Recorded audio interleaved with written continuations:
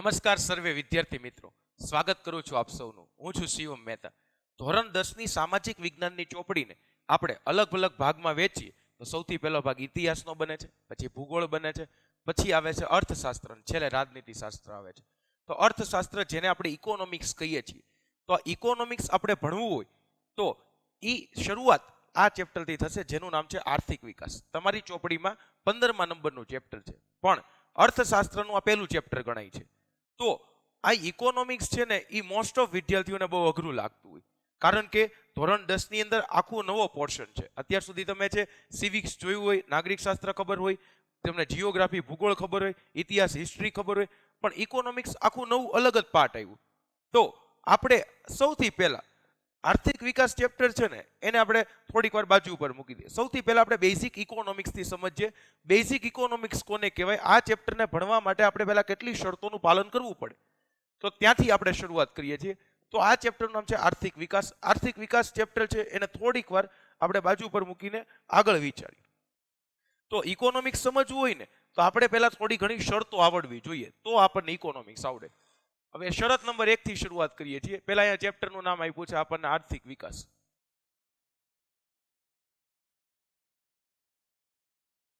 તો આર્થિક વિકાસ કહેવાય કોને? તો ટેક્સ્ટ બુકમાં આપીને એ વ્યાખ્યા હું તમને કહી દઉં તો તમને એ ખબર જ હોય, પણ એ વ્યાખ્યા બની કઈ રીતે, એ વ્યાખ્યાનું મહત્વ શું છે અને કેમ એના પાઠ પાડીને યાદ રાખી શકાય, એ ટેકનિકો આજે તમને જાણવા મળશે શોર્ટકટ સાથે. Simple chapter. તો સૌથી પહેલા આપણે પ્રસ્તાવનાથી આવી શરૂઆત કરીએ કે આ વિશ્વમાં પ્રત્યેક વ્યક્તિ હોય, આ વિશ્વમાં પ્રત્યેક વ્યક્તિ, આ બધાની સવાર પડે ને એ અલગ અલગ હોય છે. બધાની સવાર અલગ અલગ રીતે પડે. કેવી રીતે? એનું એક ઉદાહરણ આપું. કેટલાક લોકો છે ને, કેટલાક લોકો ભૌતિક સુખ સુવિધાથી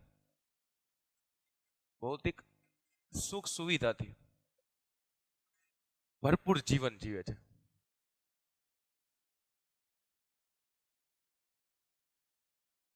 અને જ્યારે કેટલાક લોકો પોતાનું અસ્તિત્વ ટકાવવા માટે, પોતાનું અસ્તિત્વ ટકાવી રાખવા માટે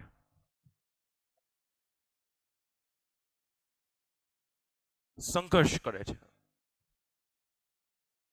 તો આ વાંચ્યા પછી તમારા મગજમાં એવો ખ્યાલ આવે કે અહીંયા બે વર્ગ મેં પાડ્યા છે. સૌથી પહેલા કેટલાક લોકો ભૌતિક સુખ સુવિધાથી ભરપૂર જીવન જીવે છે, અને બીજા કેટલાક લોકો પોતાનું અસ્તિત્વ ટકાવવા માટે સંઘર્ષ કરે છે. તો અહીંયા બે વર્ગ પડે. આને આપણે અમીર વર્ગ કહીએ છીએ, આને ગરીબ વર્ગ કહીએ છીએ. તો જેને આ લોકોને આપણે ગરીબ કહીએ છીએ, તો આપણા મનમાં બે પ્રશ્ન ઉદ્ભવે કે આ જે લોકોને આપણે ગરીબ કહીએ છીએ, તે લોકોની આવી પરિસ્થિતિ, આ પરિસ્થિતિ ઉદ્ભવી કઈ રીતે? આ પહેલો પ્રશ્ન બને. આપણે જેને ગરીબ તરીકે ઓળખીએ છીએ તેની આવી પરિસ્થિતિ ઉદ્ભવી શી રીતે? અથવા આ પરિસ્થિતિમાંથી, જો આ પરિસ્થિતિ ઉદ્ભવી, તો આ પરિસ્થિતિમાંથી તેમને બહાર કેવી રીતે લાવવા?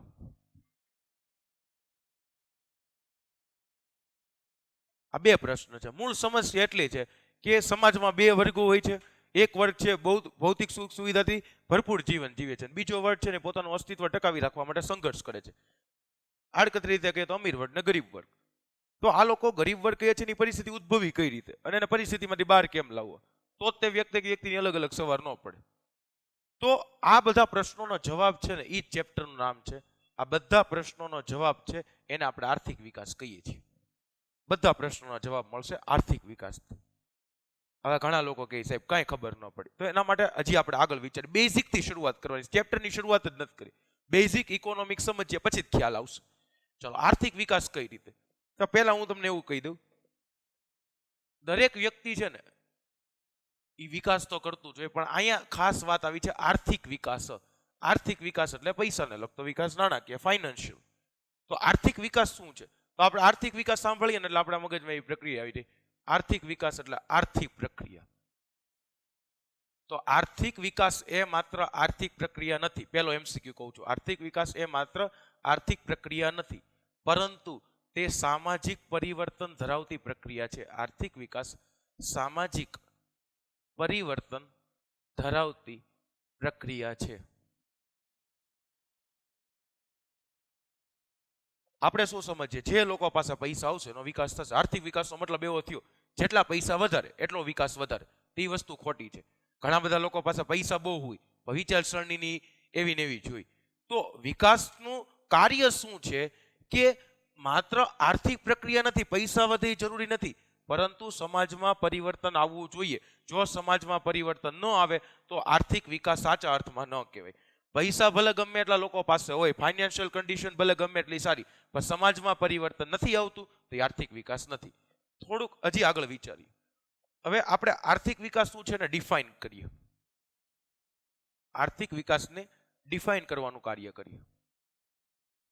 તો આર્થિક વિકાસ છે ને 3 બાબતોને ફોલો કરે છે. 3 બાબતો આર્થિક વિકાસ માટે. તો સૌથી પહેલા દેશની રાષ્ટ્રીય આવકમાં સતત વધારો, ત્યારબાદ માથાદીઠ આવકમાં વધારો,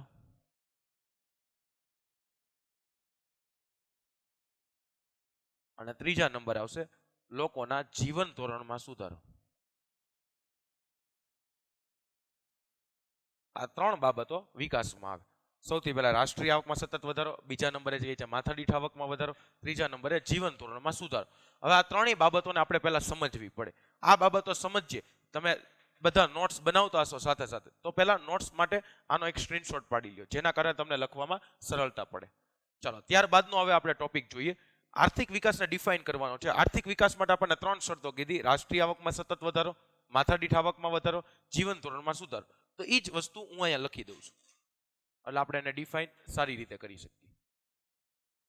આર્થિક વિકાસને આપણે 3 પાયાની અંદર માપવામાં આવ્યો. સૌથી પહેલા રાષ્ટ્રીય આવકમાં સતત વધારો, બીજા નંબરે માથાદીઠ આવકમાં વધારો, અને ત્રીજા નંબરે જીવન ધોરણમાં સુધારો. જે વ્યક્તિ ઇકોનોમિક્સમાં નોટ્સ બનાવે એને પરીક્ષામાં પૂરા માર્ક આવે, એ ત્યાં જ જીતી ગયો. આ ગોખે પાકું ન થાય. આને આપણે છે તર્ક શક્તિથી જ યાદ રાખવું પડે, આને સમજવું પડે. આને ગોખણ પટ્ટીથી યાદ ન રહે. ઇકોનોમિક્સ એક એવો સબ્જેક્ટ છે, જો એકવાર તમે આને સરખી રીતે યાદ રાખી લ્યો, સમજી લ્યો, તો તમારે ગોખણ પટ્ટી કરવી જ ન પડે. એટલે ખાસ નોટ્સ બનાવજો. હવે આગળ કહે છે 3 વસ્તુ આવી. હવે 3 વસ્તુને આપણે પહેલા ડિફાઇન કરવાની ટ્રાય કરીએ. સૌથી પહેલો ટોપિક આપણને આપ્યો છે રાષ્ટ્રીય આવક. રાષ્ટ્રીય આવકની પહેલા વ્યાખ્યા બનાવી. દેશની કુલ આવકને દેશની રાષ્ટ્રીય આવક કહેવાય છે. દેશની કુલ આવકને દેશની રાષ્ટ્રીય આવક કહેવાય છે. તો દેશને કુલ આવક ક્યાંથી થતી? તો દેશને પહેલી આવક ટેક્સથી થાય, કરવેરાથી. બીજા નંબરે ભાડાની આવક થાય, સરકારે કોઈ મિલકત છે બરાબર આપી હોય તો એની આવક. રેન્ટની, વ્યાજની આવક, ઇન્ટરેસ્ટ. આ બધાનો જેટલી આવકો હશે બધી આવક નો સરવાળો થાય. ઉદાહરણ તરીકે કહું છું, બધી આવકનો સરવાળો, એટલે આપણે એને રાષ્ટ્રીય આવક કહીએ છીએ. National income is equal to દેશની ટોટલ ઇન્કમ. યાદ રાખવાનું, ટોટલ ઇન્કમ છે એને નેશનલ ઇન્કમ કહેવાય. હવે આગળ જોઈએ માથાદીઠ આવક. પર કેપિટા ઇન્કમ કોને કહેવાય? તો પર કેપિટા ઇન્કમ સમજવી હોય તો એના માટે હજી આપણે આગળનો એક થોડોક ટોપિક સમજીએ. પર કેપિટા ઇન્કમમાં શું કહે છે? સૂત્રથી સમજીએ. સૂત્ર આપણે પાડીએ ને તમને યાદ રહી જશે. માથાદીઠ આવક બરાબર, આપણે શોધવી છે માથાદીઠ આવક, તો માથાદીઠ આવક બરાબર દેશની કુલ રાષ્ટ્રીય આવક. દેશની કુલ રાષ્ટ્રીય આવક દેશની કુલ વસ્તી વડે ભાગવામાં આવે. દેશની કુલ રાષ્ટ્રીય આવકને દેશની કુલ વસ્તી વડે ભાગવામાં આવે, અને જે આવક મળશે કુલ રાષ્ટ્રીય આવકને દેશની કુલ વસ્તી વડે ભાગવાથી જે આવક પ્રાપ્ત થાય છે એને આપણે માથાદીઠ આવક કહીએ છીએ. તો માથાદીઠ આવકનું સૂત્ર આવું બન્યું, દેશની કુલ રાષ્ટ્રીય આવક ભાગ્યા દેશની કુલ વસ્તી. આવું શું કરવા કર્યું એનું હું તમને કારણ કહું પછી. હવે જીવન ધોરણમાં સુધારો. તો જીવન ધોરણમાં સુધારો થઈ કેવી રીતે? તો જીવન ધોરણને સ્પર્શતી બધી બાબતો લખવાની. તો જીવન ધોરણમાં સુધારા માટે છે લોકોને ખોરાક મળવો જોઈએ, સારું આરોગ્ય મળવું જોઈએ, વીજળી, રહેઠાણ, વાહન વ્યવહાર, તો આ બધી સુવિધાઓ છે એ જીવન ધોરણની અંદર આવશે. રાષ્ટ્રીય આવક એમાં વધારો થાય, માથાદીઠ આવકમાં વધારો થાય, જીવન ધોરણમાં સુધારો થાય. તો આ ત્રણેય બાબતો થાય તો આર્થિક વિકાસ થયો છે એમ કહેવાય. હવે પહેલા નંબરે સમજીએ કે આવું શું કરવામાં આપવું પડે. ફોર એક્ઝામ્પલ અહીંયા હું તમને એવું કહું છું, માની લો કે બે ફેમિલી છે, ફેમિલી નંબર એ, ફેમિલી નંબર એ, અને આ બાજુ નામ આપી દઈએ ફેમિલી નંબર બી. બે ફેમિલી છે. આ માની લો કે ફેમિલી નંબર એ છે ને, બરાબર. આને આપણે શું કરવા છે, માથાદીઠ આવક માપીને એના માટેનો ખ્યાલ હું તમને કોન્સેપ્ટ સમજાવું છું. સૌથી પહેલા ફેમિલી નંબર એ છે ને, બરાબર, માની લો કે એની આવક છે ને 50,000 રૂપિયાની છે. ફેમિલી નંબર એની આવક 50,000 રૂપિયાની. ફેમિલી નંબર બી છે ને એની આવક 10 લાખ રૂપિયાની છે. હું તમને એમ કહું આ બેમાંથી કોણ અમીર, કોણ પૈસાદાર, કોણ? એટલે તમે સીધું કહો ફેમિલી નંબર બી. શું કરવા સાહેબ? કારણ કે એની આવક વધારે છે, 10 લાખ રૂપિયા છે, જ્યારે આની આવક 50,000 જ છે. તો આવું ચોક્કસ રીતે ન કહી શકાય. શું કરવા? કારણ કે મેં અહીંયા જે આવક કીધી એ તમને કુલ આવક જ કીધી ને ફેમિલીની. તમે એવું સમજો ફેમિલી નંબર એની કુલ આવક 50,000 રૂપિયા છે, ફેમિલી નંબર બી ની કુલ આવક 10 લાખ રૂપિયા છે. તો આને આપણે એવું સમજીએ તો હું તમને અહીંયા રાષ્ટ્રીય આવક કહું છું. સમજો કે કુલ આવક ફેમિલીની કીધી એટલે રાષ્ટ્રીય આવક જ થઈને, કુલ આવક આપણે દેશની એવું કહીએ જ કે નહીં. તો આ કુલ આવકના આધારે ખ્યાલ ન લઈ શકાય. તમે કહો સાહેબ 10 લાખ તો વધારે જ કહેવાય ને, 50,000 કરતા ન કહી શકાય. કઈ રીતે? એનું તમને કારણ કહું. હા, માની લો કે ફેમિલી નંબર, જો થોડીક ટર્મ્સ એન્ડ કન્ડિશન એપ્લાય થાય એટલે ખબર પડે. માની લો કે આ ફેમિલીની આવક 50,000 રૂપિયા છે, આ ફેમિલીમાં 2 જણા જ રહેશે, તો આ ફેમિલીમાં 25,000 આવક થઈ ગઈ. તો ચાલો બે વચ્ચે વેચાઈ ગઈ, બે ફેમિલીમાં 2 જણા રહેશે, બે વચ્ચે 25-25 વેચાઈ ગઈ. માની લો બાળકો ફેમિલી, આ ફેમિલીમાં 100 જણા રહેશે, તો આ 0-0 કટ કરો, લ્યો 10,000 વધ્યા. તો હવે પૂછું તો હવે તમારો મત બદલાઈ જાય. તો સાહેબ હવે ફેમિલી નંબર એ છે એ પૈસાદાર કહેવાય, અમીર કહેવાય, બસ એ સમજવાનું હતું. તો અહીંયા આપણે એની આવક વધારે થઈ, માથાદીઠ આવક વધારે થઈ, એટલા માટે માથાદીઠ આવક જાણવી પડે. ફોર એક્ઝામ્પલ, અમેરિકા કરતા ભારતની રાષ્ટ્રીય આવક ઘણી વધારે છે. અમેરિકા કરતા ભારતની રાષ્ટ્રીય આવક ઘણી વધારે છે, અનેક ગણી વધારે છે એવું કહું તોય ચાલે. પણ પ્રશ્ન શું છે? ભારત દેશની વસ્તી વધારે છે, જેટલી વસ્તી વધારે એટલી રાષ્ટ્રીય આવક વેચાઈ જાય, ઓછી મળે. માથાદીઠ આવક આપણને ઓછી મળે કારણ કે રાષ્ટ્રીય આવક છે. હવે તમે વિચારો, રાષ્ટ્રીય આવક ભલે ગમે એટલી છે પણ દેશની વસ્તી વધારે છે, તો રાષ્ટ્રીય આવકને ભેગા કુલ વસ્તી કરો, માથાદીઠ આવક ઓછી જ મળવાની છે. હવે તમને કોન્સેપ્ટ ક્લિયર થયો હશે કે શું કરવા આપણે એવું સમજીએ. કોન્સેપ્ટ ક્લિયર થયો, તેના ઉપરથી બીજી 3 કોન્સેપ્ટની બાબતો ક્લિયર કરીએ. ઇકોનોમિક્સને બેઝિક રીતે આવી રીતે જ ભણવાનું. હવે 3 દેશ આવે, એકને આપણે અલ્પ વિકસિત કહીએ, એક દેશને આપણે અલ્પ વિકસિત કહીએ, બીજા દેશને આપણે વિકાસશીલ કહીએ, અને ત્રીજો દેશ છે ને, બરાબર, એને આપણે વિકસિત દેશ કહીએ. તો 3 દેશમાં ટાઈપ પાડ્યા, વિકાસશીલ, અલ્પ વિકસિત અને વિકસિત. હવે વિકસિત કહેવાય કોને? તો આ બધા માટે એક ટર્મ બનાવવામાં આવી છે. આ ટર્મ યાદ રાખવાની. શરત શું છે? જે દેશની માથાદીઠ આવક, જે દેશની માથાદીઠ આવક, જે દેશની માથાદીઠ આવક $735 કરતા વધારે હોય, $735 કરતા વધારે હોય, તે દેશ છે વિકસિત દેશ કહેવાય. $735 કરતા વધારે હોવી જોઈએ. જ્યારે જે દેશ છે એની માથાદીઠ આવક $735 કરતા ઓછી હોય, માથાદીઠ આવક $735 કરતા ઓછી છે, તે દેશ વિકાસશીલ આવે, આ દેશ વિકસિત કહેવાય. જ્યારે જેની આવક અડધા કરતા પણ ઓછી હોય, સાવ ઓછી, અડધા કરતા પણ ઓછી, તે દેશ અલ્પ વિકસિતમાં આવે. અલ્પ વિકસિત અત્યારે આપણે સમજવાનું નથી. અત્યારે માત્ર આપણે 2 બાબતો સમજવાની છે, વિકાસશીલ અને વિકસિત. આ 2 બાબતો ખાસ સમજવી પડે. તો પહેલા નંબરે આપણે શું પડ્યા? આર્થિક વિકાસ, રાષ્ટ્રીય આવકમાં થતો સતત વધારો, માથાદીઠ આવકમાં થતો વધારો, જીવન ધોરણમાં થતો સુધારો. ખાસ માથાદીઠ આવકનું સૂત્ર યાદ રાખવું, પરીક્ષામાં પૂછાય છે. તો દેશની કુલ આવકને આપણે રાષ્ટ્રીય આવક કહીએ છીએ. એમાં કઈ કઈ આવક આવે મેં તમને કીધી. પછી માથાદીઠ આવક, દેશની કુલ માથાદીઠ આવક ગણવી હોય તો આપણે શું કરશું? દેશની કુલ રાષ્ટ્રીય આવકને દેશની કુલ વસ્તી વડે ભાગો. ભાગાકારથી જે આવક પ્રાપ્ત થાય માથાદીઠ આવક કે જીવન ધોરણમાં સુધારો, ખોરાક, આરોગ્ય, વીજળી, રહેઠાણ, વાહન વ્યવહાર, સુવિધા વગેરે. તો હવે એક પ્રશ્ન તમને પરીક્ષામાં પૂછાય.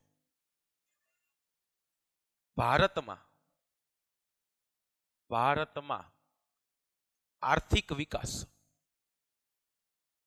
થઈ રહ્યો છે,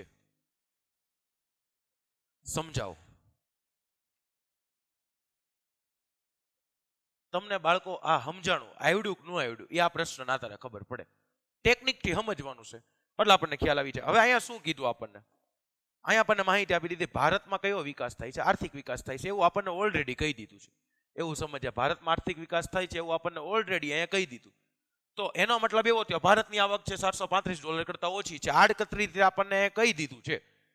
તો ભારતનો વિકાસ થઈ રહ્યો છે, આર્થિક વિકાસ થઈ રહ્યો છે એવું આપણે સમજાવવાનું છે. તો આર્થિક વિકાસ માટે 3 શરતો જો અહીંયા જ લખી છે. રાષ્ટ્રીય આવકમાં થતો સતત વધારો, માથાદીઠ આવકમાં થતો વધારો, જીવન ધોરણમાં થતો સુધારો. તો આપણે પહેલા નંબરે એવું લખીશ ભારત દેશની.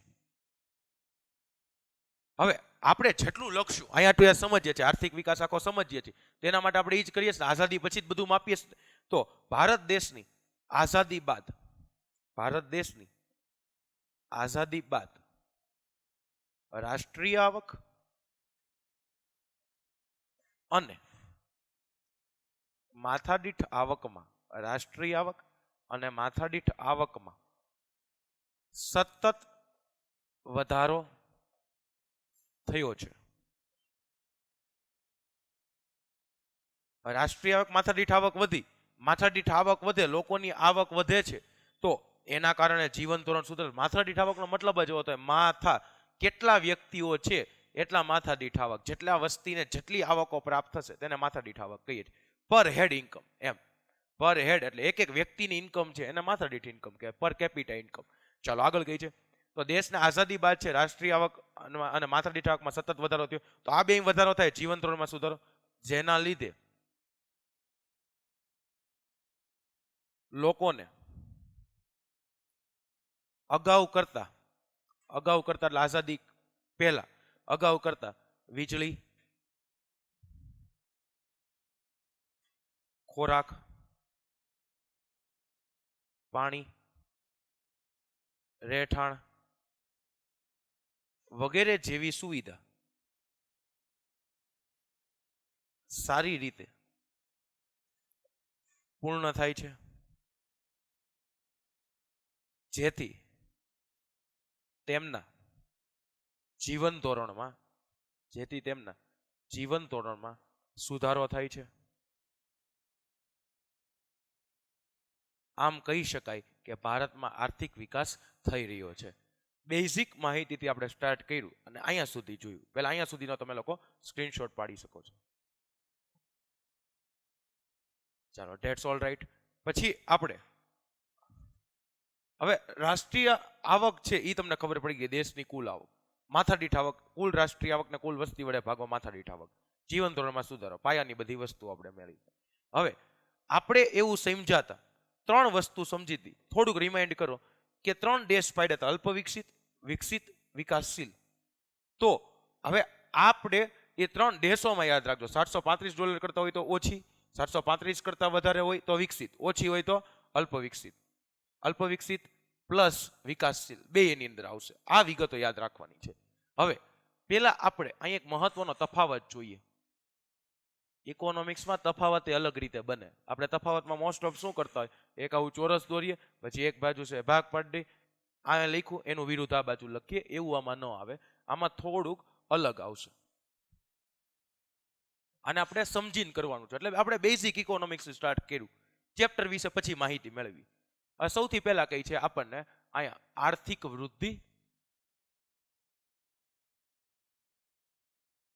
અને આર્થિક વિકાસ વચ્ચેનો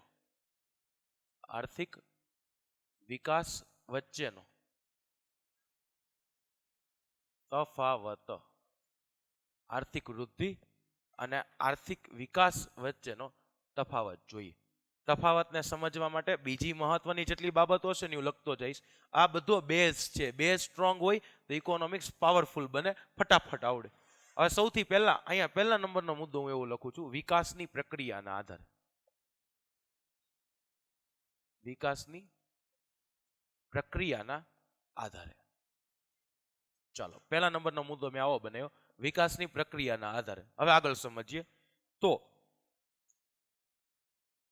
હું એવું કહી શકું, વિકાસ પ્રથમ અવસ્થા છે.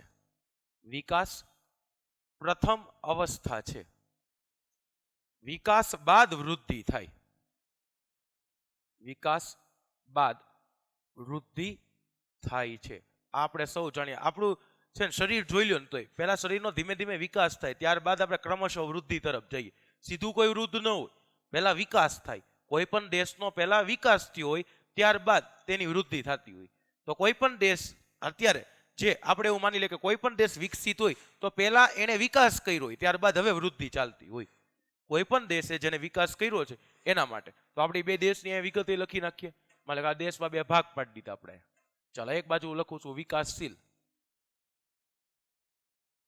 અને બીજા નંબરે અહીંયા મેં લખ્યું વિકસિત. હવે અહીંયા હું એવું કહી દઉં, બંને દેશની આપણે અહીંયા માથા દીઠ આવક લખીએ છીએ.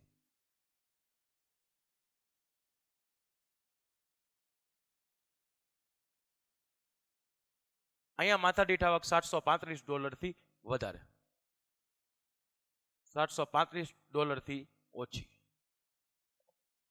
આટલું ખ્યાલ રાખજો ખાસ, કારણ કે આ જ હમણાં અહીંયા રિલેટ થશે. તો પ્રથમ અવસ્થા છે એ વિકાસ હોય અને વિકાસ બાદ છે ને વૃદ્ધિ થશે. આ વિગત ખાસ યાદ રહેવી જોઈએ. હવે જે મુદ્દો હું લખું છું ને એના આધારે આના પછીનો મુદ્દો બનશે. મુદ્દો શું કહે છે? વિકાસમાં અને વૃદ્ધિમાં પરિમાણાત્મક પરિવર્તનો થાય.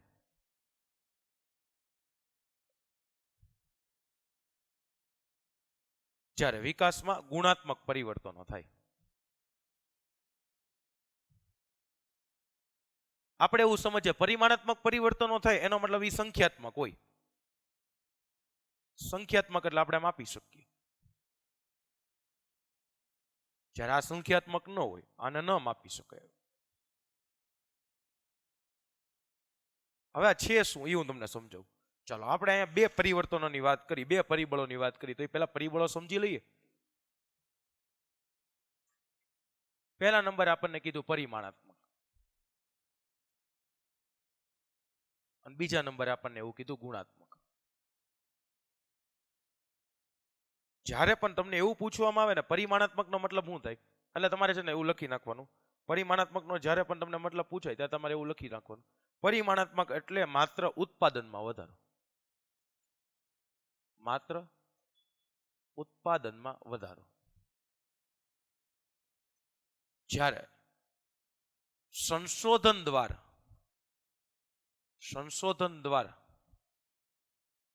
નવી ચીજ વસ્તુનું ઉત્પાદન અને પછી એમાં વધારો થાય ને ઉત્પાદનમાં, એને છે ને ગુણાત્મક બાબત કહેવાય. હવે આ સમજવા માટે આપણે એક ઉદાહરણ સમજવું પડે. ઉદાહરણ સમજીએ એટલે બેઝ ક્લિયર. હવે બેઝમાં માટે ઉદાહરણ માટે તમને સમજાવું તો ઉદાહરણ હું તમને આવી રીતે સમજાવી શકું. માની લો કે એક તફાવતનો આમાં બીજા નંબરનો મુદ્દો એવો પડે છે, અર્થતંત્રમાં આવતા પરિવર્તનને આધારે. તો કઈ રીતે? હવે આને સમજાવું. જો આપણે જે બાબત કીધી ને યાદ રાખવાની. જ્યારે તમને એમ કહે ને કે વિકાસમાં શું હોય તો યાદ રાખી લેવાનું, વિકાસ એટલે ગુણાત્મક પરિવર્તન. વિકાસનો મતલબ થાય ગુણાત્મક, જ્યારે વૃદ્ધિનો મતલબ થાય પરિમાણાત્મક. આનું ઉદાહરણ આપણે સમજીએ. એક્ઝામ્પલ ગુજરાતી લખીએ તો આપણે ઉદાહરણ જ આપીએ. ઉદાહરણ શું છે એ આપણે સમજીએ. માની લ્યો કૃષિ ક્ષેત્રે ખેડાણ લાયક જમીનમાં વધારો થવાથી ઉત્પાદનમાં જે વધારો થયો તેને પરિમાણાત્મક કહેવાય. તેને પરિમાણાત્મક પરિવર્તન કહેવાય. બેઝિકલી આપણે એવું સમજીએ કે કૃષિ ક્ષેત્રે દેશમાં ખેડાણ લાયક જમીન વધી. એનો મતલબ શું થયો? આમનામ જમીન પડી હતી, એનો કોઈ ઉપયોગ નહોતો થતો. હવે ગવર્મેન્ટ આપણને એવી પરમિશન આપી, આમનામ જમીન છે ને એનો કૃષિ ક્ષેત્ર માટે ઉપયોગ કરી શકો. અથવા આમનામ ખાલી જમીન પડી હતી ને એનો તમે કૃષિ ક્ષેત્ર માટે ઉપયોગ કરો છો. હવે જમીન આમનામ પડી હતી અને હવે તમે એમાં ઉગાડ્યું તો અનાજ ઉગ્યું તો ઉત્પાદન વધ્યું. આમાં કે સંશોધન ન આવ્યું. તમે શું સંશોધન કર્યું? આમાં ખાલી પડી હતી જમીન, એના ઉપર ઉગાડ્યું તો ઉત્પાદન વધ્યું. ઉત્પાદનમાં ખાલી વધારો થાય ને એને પરિમાણાત્મક પરિવર્તન કહેવાય. તમે કઈ આમાં સંશોધન જ નથી કર્યું. આ તો અમુકની જમીન વધી એટલે ઉત્પાદન વધ્યું. પણ ગુણાત્મક માપવું હોય તો ગુણાત્મકને આપણે આવી રીતે માપી શકીએ. ખેતી ક્ષેત્રે, કૃષિ ક્ષેત્રે નવા બિયારણો તથા ખાતરની શોધ થતા ઉત્પાદન વધ્યું. તો બાળકો હવે તમને સમજાય છે. તો આ જે ઉત્પાદન વધ્યું ને તે ગુણાત્મક પરિવર્તન કહેવાય. શું કરવા? જમીન એટલીની એટલી જ છે, પણ નવા બિયારણની શોધ થઈ, નવું બિયારણ શોધવાનું અને સાથે સાથે ખાતરોનો ઉપયોગ કર્યો, તેના કારણે એ જ ખેતરાવ જમીનમાં ઉત્પાદન વધ્યું. સંશોધન કર્યું નવા બિયારણ અને ખાતરનું, જેના કારણે છે ઉત્પાદનમાં વધારો થયો. એટલે આને ગુણાત્મક પરિવર્તન કહેવાય. હવે તમને ખ્યાલ આવી ગયો છે. પરિમાણાત્મકનો મતલબ થાય ખાલી ઉત્પાદનમાં વધારો. ગુણાત્મકનો મતલબ થાય સંશોધન દ્વારા નવી ચીજ વસ્તુનું ઉત્પાદન વધવું જોઈએ. તો એ ખ્યાલ સાચો પડે. હવે ત્રીજા નંબરે આ જે ટર્મ કીધી હતી ને યાદ રાખજો. હવે તમને ખ્યાલ આવી ગયો. વિકાસ પહેલા થાય, પ્રથમ અવસ્થા છે, ત્યારબાદ વૃદ્ધિ થાય. હવે પરિમાણાત્મક ને ગુણાત્મક પરિવર્તન માટે આપણે આખો મુદ્દો સમજ્યા. તો હવે આ જ મુદ્દાના આધારે ત્રીજા નંબરનો મુદ્દો બનાવીએ એટલે આખો કોન્સેપ્ટ ક્લિયર તમારે. ચાલો, ત્રીજા નંબરનો મુદ્દો છે વિકસિત. નામ જ આપી દીધું, વિકસિત અને વિકાસશીલ અર્થતંત્રના આધારે. વિકસિત અને વિકાસશીલ અર્થતંત્રના આધારે. આને શું કહેશું આપણે એ તમને સમજાવી દઉં. આને સમજવું હોય ને તો હું એવું કહી દઉં, હા તમે જ સમજીએ. હવે હું તમને એવું કહું, અત્યારે જો અહીંયા રાખીએ છીએ આપણે વિકસિત અને અહીંયા રાખીએ છીએ વિકાસશીલ. હવે આપણે જે ટોપિક સમજીએ છીએ ને, મેં એટલું સમજ્યું ને એટલે હું ગેરંટી આપું છું તમે ઉપર કયો ટોપિક ભણતા હતા ને ભૂલી ગયા છો. ઇકોનોમિક્સની ખાસિયત જ છે. આપણે અત્યાર સુધી આર્થિક વૃદ્ધિ અને આર્થિક વિકાસનો તફાવત જોયો છે. એમાં 3 મુદ્દા મેં પાડીને સમજાવ્યું. બેઝ છે, બેઝ સ્ટ્રોંગ કરીએ છીએ. નોટ્સ બનાવશો, પૂરા માર્ક આવશે, યાદ રાખજો. હવે જો અહીંયા શું કહે છે, આર્થિક વૃદ્ધિ અને આર્થિક વિકાસનો તફાવત ભણીએ છીએ. તો વૃદ્ધિ અને વિકાસ કહેવાય કોને? આપણે એવું કહી દીધું ભાઈ કે વિકાસની અવસ્થા હોય તો વિકાસ પહેલી અવસ્થા છે, ત્યારબાદ વૃદ્ધિ આવે. પરિવર્તનના આધારે કહી દીધું વિકાસમાં ગુણાત્મક પરિવર્તન હોય, ત્યારે આમાં પરિમાણાત્મક પરિવર્તન છે. દેશમાં કોણ વૃદ્ધિ કરે છે અને કોણ વિકાસ કરે છે એ જાણવું હોય તો એના માટે મેં તમને હમણાં માથાદીઠ આવક કીધી. તો એના આધારે જાણવું હોય તો જે દેશની માથાદીઠ આવક મળે કેના આધારે? હમણાં જ કીધું હતું, માથાદીઠ આવક મળે રાષ્ટ્રીય આવકના આધારે. રાષ્ટ્રીય આવક ભાગ્યા કુલ વસ્તી કરીએ છીએ બાળકો, એટલા માટે. તો જો કોઈ દેશની, જ્યારે કોઈ પણ દેશ છે તેની, બરાબર છે, જો વિકસિત દેશ છે એની રાષ્ટ્રીય આવક વધે, વિકસિત દેશની રાષ્ટ્રીય આવક વધે અને વિકાસશીલ દેશોની રાષ્ટ્રીય આવક વધે, તો હવે તમે અંદાજોની પાક્કું કહેવાનું છે શું થઈ શકે. જો આની રાષ્ટ્રીય આવક વધે છે તો એનો મતલબ એવો થયો વિકસિત એટલે $735 કરતા વધારે છે, તો એનો મતલબ એવો થયો એનો વિકાસ થઈ ગયો છે. વિકસિતનો મતલબ એનો વિકાસ થઈ ગયો છે. તો હવે એની આવક વધે તો એ વિકાસ નથી કરતું, હવે એની વૃદ્ધિ થાય છે બાળકો. કારણ કે હવે આવક બાદ વૃદ્ધિ થવાની છે, એનો ઓલરેડી વિકાસ થઈ ગયો છે.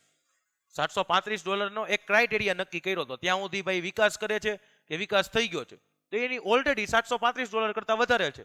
તો તો હજી હું એની આવક વધારતો જાઉં તો એ વિકાસ ન કહેવાય, હવે એમાં વૃદ્ધિ થાય છે. પણ જે દેશ વિકાસશીલ છે એની આવક અત્યારે વધે છે તો બાળકો એ હજી વિકાસ જ કરે છે, કારણ કે એને હજી પહેલો ક્રાઇટેરિયા પૂરો કરવાનો છે $735 વાળો. એ જ્યાં સુધી પૂરો ન થાય ત્યાં સુધી એનો વિકાસ ન થયો કહેવાય. તો હવે તમને ખ્યાલ આવી ગયો છે. આપણે તફાવત 3 ને આધારે પાડ્યા. સૌથી પહેલા વિકાસની પ્રક્રિયાના આધારે, બીજું અર્થતંત્રમાં આવતા પરિવર્તનોના આધારે, ત્રીજું વિકસિત અને વિકાસશીલ દેશોના સંદર્ભમાં. ચોપડીમાંથી તમે યાદ રાખવા બેઠો ત્યારે તમને બધું કન્ફ્યુઝન જ થાય. એટલા માટે હું તમને મુદ્દા પાડીને જ સમજાવું છું. ઇકોનોમિક્સ યાદ આવી રીતે જ રખાય. આ પરિમાણાત્મક ગુણાત્મક આવી કોઈ ટર્મ ચોપડીમાં આપી જ નથી.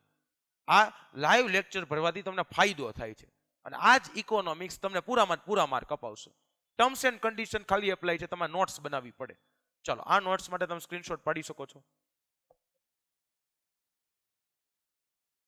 ચાલો, ત્યારબાદ નેક્સ્ટ વિગત હવે આપણે જે જોવાના છીએ. પહેલા નંબરે આપણે અહીંયા પ્રત્યેક વ્યક્તિની સવાલ અલગ અલગ હોય છે. શું કરવા આર્થિક વિકાસ માપવો જોઈએ, આર્થિક વિકાસ કહેવાય કોની, 3 બાબતો. પછી આપણે બધો બેઝિક માહિતી જોઈ, અહીંયા બેઝિક માહિતીના આધારે તફાવત પાડ્યો. હવે તમને ખ્યાલ આવી ગયો છે કે જે દેશની માથાદીઠ આવક $735 કરતા ઓછી હોય તેને આપણે વિકાસશીલ અર્થતંત્ર કહીએ. તો વિકાસશીલ અર્થતંત્ર છે એના લક્ષણો તમને પરીક્ષામાં પૂછાય. હવે આપણે ચેપ્ટરની ધીમે ધીમે શરૂઆત કરીએ છીએ એટલે તમને ખ્યાલ આવશે. તો અહીંયા હું ટોપિક આપી દઉં છું, વિકાસશીલ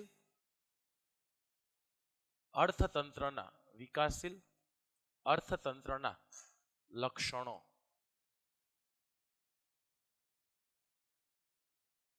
તમારા મનમાં ક્યારનો ખ્યાલ આવે સાહેબ તમારે $735 લાવ્યું ક્યાંથી, તમને કેમ એવું કઈ પરમ જ્ઞાન પ્રાપ્ત થયું? એવું નથી. આ મેં નથી કીધેલું, આ વિશ્વ બેંકે કીધું છે. વિશ્વ બેંક એવું કહે છે મિત્રો, વિશ્વ બેંકે 2004માં બરાબર છે વિકાસ અહેવાલ બહાર પાડ્યો. વિકાસ અહેવાલમાં એવું જણાવ્યું હતું કે ભાઈ જે દેશોની માથાદીઠ આવક $735 કરતા ઓછી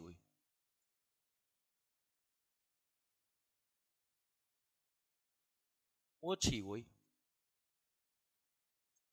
તે દેશ વિકાસશીલ દેશ ગણાશે. ચાલો, આ ટર્મ આપણે પૂરી કરીએ. હવે મેન મહત્વના ટોપિક, એના 9 લક્ષણો છે. વિકાસશીલ અર્થતંત્રમાં 9 લક્ષણો જોવા મળે. હવે 9 કયા કયા લક્ષણો છે એના વિશે આપણે માહિતી મેળવીએ. શરૂઆત કરીએ છીએ લક્ષણોથી. હવે જ્યારે પણ આપણને એવું ટોપિક આપવામાં આવે, ચાલો આપણે અહીંયા સુધી બધી માહિતી મેળવી. હવે લક્ષણો, જ્યારે તમને પહેલું લક્ષણ પૂછે ને એટલે તમારે લક્ષણની અંદર લખી નાખવાનું નીચી માથાદીઠ આવક. નીચી માથાદીઠ આવક. જે વ્યક્તિઓએ મારી નોટ્સ બનાવી હશે, સમજતા ગયા હશે, હવે તરત ખ્યાલ આવવા માંડે. જ્યારે હું માથાદીઠ આવકની વાત કરું એટલે તમારા મગજમાં કોન્સેપ્ટ ક્લિયર થઈ જાય. માથાદીઠ આવકની વાત સાહેબે કરી એટલે પહેલા રાષ્ટ્રીય આવક હોય. તો તમે જ સમજો, જે વિકાસશીલ દેશો હશે, વિકાસશીલ રાષ્ટ્રમાં તે લોકોની પહેલા રાષ્ટ્રીય આવક નીચી હશે. રાષ્ટ્રીય આવક તે ઓછી હોય અને વસ્તી વધારે હોય, વસ્તી વધુ હોય છે. તો રાષ્ટ્રીય આવક એક તો ઓછી અને વસ્તી વધારે, તો સૂત્રમાં કિંમત મૂકીએ તો કુલ રાષ્ટ્રીય આવક ભાગ્યા દેશની કુલ વસ્તી, તો માથાદીઠ આવક આપણને ઓછી જ મળવાની છે. જેના લીધે નીચી માથાદીઠ આવક રહે છે. ચલો, ત્યારબાદનો ટોપિક છે, એનું નામ છે વસ્તી. લાઈટ થઈ ગઈ તો વસ્તી નામનો ટોપિક અહીંથી જ લાવ્યો. રાષ્ટ્રીય આવક ઓછી છે, વસ્તી વધારે છે, તો માથાદીઠ આવક નીચી રહે. તો આમાં ઈ ટોપિક લખવાનો હોય છે, વિકાસશીલ દેશો છે ત્યાં વસ્તીનું પ્રમાણ, વસ્તીનું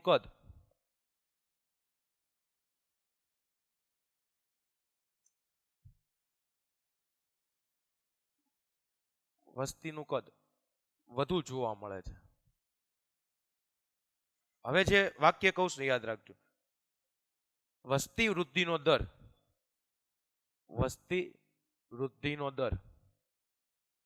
2% જેટલો જોવા મળે છે. 2% કરતા વધારે પણ જોવા મળે છે. 2% આપણને લાગે પણ આપણે ભારત દેશ છે ને 140 કરોડની વસ્તી છે, એના 2% કરીએ તો ઘણું બધું કરોડોમાં પહોંચી જાય. એટલા માટે તો વાર્ષિક વસ્તી વધારો છે 2%ની આસપાસ રહી છે. તો પહેલા નંબર જોયું નીચી માથાદીઠ આવક, પછી જોયું વસ્તી. હવે આપણા દેશનું મુખ્ય આર્થિક પ્રવૃત્તિઓ, મોટા ભાગના આપણા દેશમાં લોકો છે કયા વ્યવસાય સાથે સંકળાયેલા? તો કૃષિ ક્ષેત્ર સાથે સંકળાયેલા. તો ત્રીજા નંબરનું નીચું લક્ષણ આપણું બનશે, જે આપણે કહે છે માથાદીઠ આવક જોયું, બીજા નંબર વસ્તી જોયું, ત્રીજું કૃષિ ક્ષેત્ર પર અવલંબન. કૃષિ ક્ષેત્ર પર અવલંબન. અવલંબનનો મતલબ થાય આધારિત, કૃષિ ક્ષેત્ર પર આધારિત. તો સૌથી પહેલા જ નંબરે યાદ રાખજો બાળકો, પરીક્ષા માટે શોર્ટ પ્રશ્ન. વિકાસશીલ અર્થતંત્ર છે, વિકાસશીલ અર્થતંત્રની મુખ્ય આર્થિક પ્રવૃત્તિ કૃષિ હોય છે, ખેતી હોય છે. ચાલો આગળ. હવે પ્રશ્ન શું થાય છે? વસ્તીના કુલ 60% લોકો વસ્તી કૃષિ સાથે સંકળાયેલા. પણ રાષ્ટ્રીય આવકમાં ફાળો પૂછું, જીડીપીમાં ફાળો પૂછું, તો માત્ર ને માત્ર 25% ફાળો જોવા મળે છે. ફાળો માત્ર 25% જોવા મળે છે. હવે આને સમજવું કઈ રીતે? એવું સમજીએ, માની લો કે દેશમાં 100 જ લોકો રહે છે. સમજવા પૂરતું કહું છું, દેશમાં 100 લોકો રહે છે અને આ 100 લોકો કમાઈને આવક લાવે ને, 100 લોકો કમાઈને આવક લાવે છે, એ 100 રૂપિયાની આવક છે. 100 લોકોની 100 રૂપિયાની આવક છે. આવી રીતે માપ્યું. હવે આમાંથી 100 માંથી 60 લોકો છે ને કૃષિ કરે છે, કૃષિ સાથે સંકળાયેલા છે. 100 માંથી 60 લોકો કૃષિ ક્ષેત્ર સાથે સંકળાયેલા છે, પણ એ માત્ર ને માત્ર 40 રૂપિયા કમાઈશ, સોરી 25 રૂપિયા જ કમાઈશ. 25% જ છે તો 25 રૂપિયા કમાઈશ. તો એનો મતલબ એવો થયો બાકીના 40 લોકો જે કૃષિ સિવાયના ક્ષેત્રમાં રોકાયેલા છે એ પાછા 75 રૂપિયા પાડે છે. તો આ તો આ વિરુદ્ધ થઈ ગયું. જે લોકો જે ક્ષેત્રમાં સંકળાયેલા છે એમાંથી પાછી ઓછી આવક છે. તો એનો મતલબ એવો થયો કૃષિ કરતા છે ઉદ્યોગ અને સેવા ક્ષેત્રની આવક વધારે છે. આવું ન હોવું જોઈએ. જે લોકો જે ક્ષેત્ર સાથે સંકળાયેલા છે એની આવક વધારે હોવી જોઈએ, જ્યારે અહીંયા આવક ઓછી જોવા મળે છે. તો આ પણ પ્રશ્ન છે.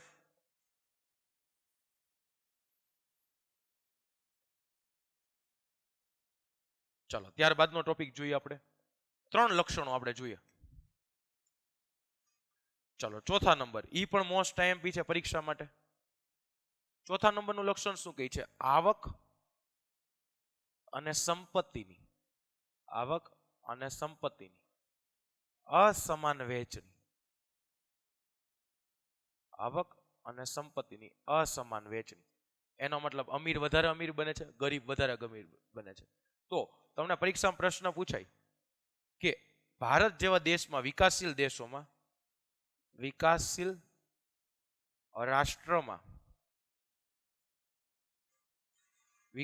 રાષ્ટ્રમાં આવક અને સંપત્તિનું કેન્દ્રીકરણ જોવા મળે છે. કેન્દ્રીકરણ એટલે શું? ઘણાના મનમાં પ્રશ્ન થાય. કેન્દ્રીકરણ એટલે અમુક લોકો પાસે પૈસા અને સંપત્તિ હોય એને કેન્દ્રીકરણ કહેવાય. ઉદાહરણ આપું. દેશના ટોચના એટલે સમજી લેવાનો અમીર 20% લોકો પાસે દેશની 40% સંપત્તિ છે. સાંભળજો, ટોચના 20% લોકો પાસે દેશની 40% સંપત્તિ છે. જ્યારે તળિયાનો શબ્દ યુઝ થાય ત્યારે આપણે એવું સમજી લેવાનું ગરીબ લોકોની વાત થાય છે. તો તળિયાના જે લોકો છે તે લોકોની સંખ્યા 20% છે અને આ 20% પાસે બાળકો સંપત્તિ કેટલી ખબર છે? માત્ર 10%. એ બિચારા પાસે માત્ર 10% સંપત્તિ છે. તો આમ જોવા જાય તો 50% જ રાખી. મિડલ ક્લાસના ભાગમાં ખાલી 50% આવે. 60% વર્ગમાં 50%. એ નો સમજવું હોય તો ખાલી એટલું સમજી લો, 20% લોકો 40% સંપત્તિની માલિકી ધરાવે છે. આ સંપત્તિના માલિક આ લોકો થઈ ગયા, જ્યારે આ લોકો આ સંપત્તિના માલિક છે. તો આ તો બહુ મોટો ભેદભાવ થઈ ગયો. આવક અને સંપત્તિનું અગાઉ જ કીધું કેન્દ્રીકરણ જોવા મળે છે. અમીર વધારે અમીર છે, ગરીબ વધારે ગરીબ બને છે. તો આ પણ વિકાસશીલ અર્થતંત્રમાં જોવા મળે છે. ચાલો ત્યારબાદનો આપણે ટોપિક જોઈએ.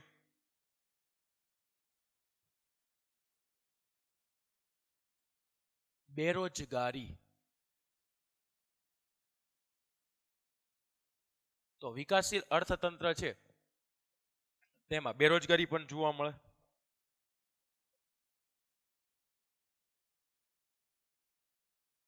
બેરોજગારી જોવા મળે, પણ બેરોજગારી કેટલી? કુલ શ્રમિકોના, દેશમાં જેટલા શ્રમિકો છે જે કામ કરે છે, કુલ શ્રમિકોના, આ શ્રમિકો કોને કહેવાય? જેની એજ છે 15 થી 64 વર્ષ સુધીની એજમાં આવતી હોય, આ બધા શ્રમિકો કહેવાય. તો કુલ શ્રમિકોના 3% જેટલી 3% જેટલી બેરોજગારી હોય છે. આ બેરોજગારીના પ્રકાર: છુપી બેકારી, ઔદ્યોગિક બેકારી,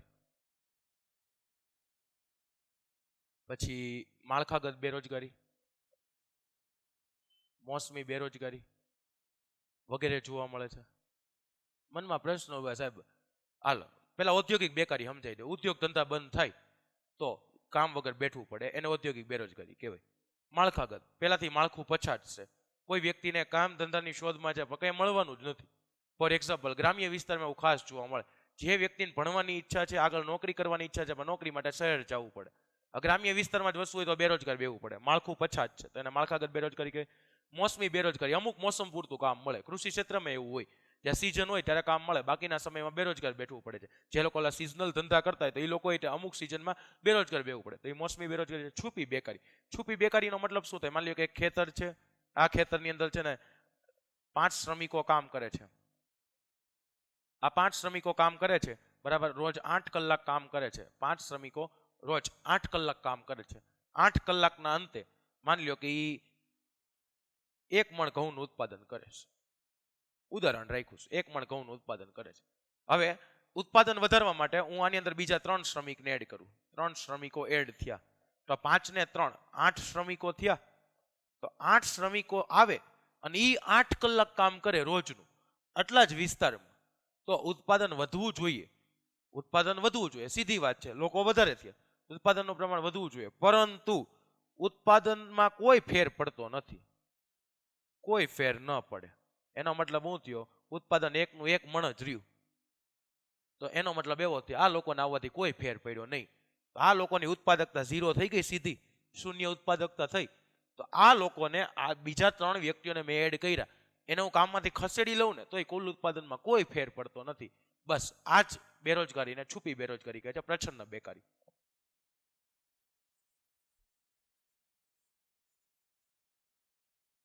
ચાલો, પહેલા નંબરે આપણે છે, બરાબર છે, નીચી માથાદીઠ આવક જોઈ, પછી કુલ વસ્તી જોઈ, કૃષિ ક્ષેત્ર પર અવલંબન જોયું, આવક અને સંપત્તિની અસમાન વહેંચણી જોઈ, બેરોજગારી જોઈ. ચાલો, ત્યારબાદનો ટોપિક છે ગરીબી.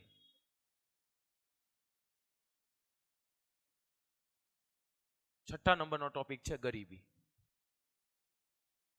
વિકાસશીલ અર્થતંત્રનું મુખ્ય લક્ષણ પૂછે ને, વિકાસશીલ અર્થતંત્ર છે એનું મુખ્ય લક્ષણ શું? તો મુખ્ય લક્ષણ ગરીબી.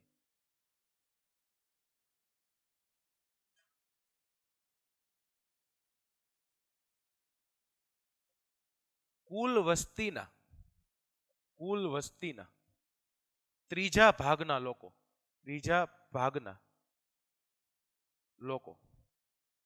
ગરીબ હોય છે. એનો મતલબ શું થયો? ત્રીજો ભાગ, 100 નો ત્રીજો ભાગ 33.33% સમથિંગ લોકો છે એ ગરીબ હોય. ગરીબ હોય તો આ ગરીબ કોને કહેવાય? જેને પાયાની 5 વસ્તુ, પેલા આપણે રોટલી કપડા મકાન કહેતા, એનો મતલબ થાય અન્ન, વસ્ત્ર, રહેઠાણ. ઇકોનોમિક્સ ભણીએ તો ઇકોનોમિક્સની ભાષામાં લખાય, રોટી કપડા મકાન છે એવી લેંગ્વેજ યુઝ નહીં કરવાની. ખાસ અન્ન, વસ્ત્ર, રહેઠાણ. આની સાથે 2 વસ્તુઓ જોડાણી, આરોગ્ય અને શિક્ષણ પ્રાપ્ત ન થાય તેને આપણે ગરીબ કહીએ છીએ. તો બેરોજગારીનું પ્રમાણ પૂછે તો કુલ શ્રમિકના 3%, ગરીબીમાં પૂછે તો ત્રીજા ભાગની. તો આ રીતે આપણે યાદ રાખશું. ચલો, આનો તમે સ્ક્રીનશોટ લઈ શકો છો. ચાલો, ત્યારબાદનું લક્ષણ આપણે ભણીએ. 6 લક્ષણો ભણ્યા. લક્ષણ નંબર 7, દ્વિમુખી અર્થતંત્ર. દ્વિમુખી અર્થતંત્ર. હવે દ્વિનો મતલબ થાય બે મુખ વાળું અર્થતંત્ર. હવે આને સમજવું હોય તો આને 2 ભાગ પાડી દેવાના, સાવ સરળ પડી જાય.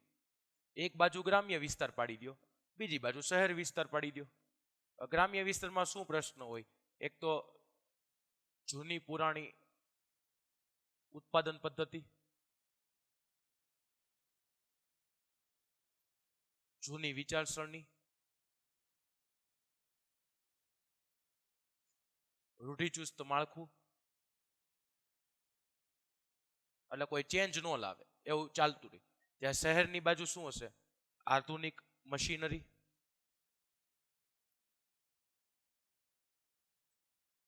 નવી વિચારસરણી, નવી શોધખોળ, નવું સંશોધન,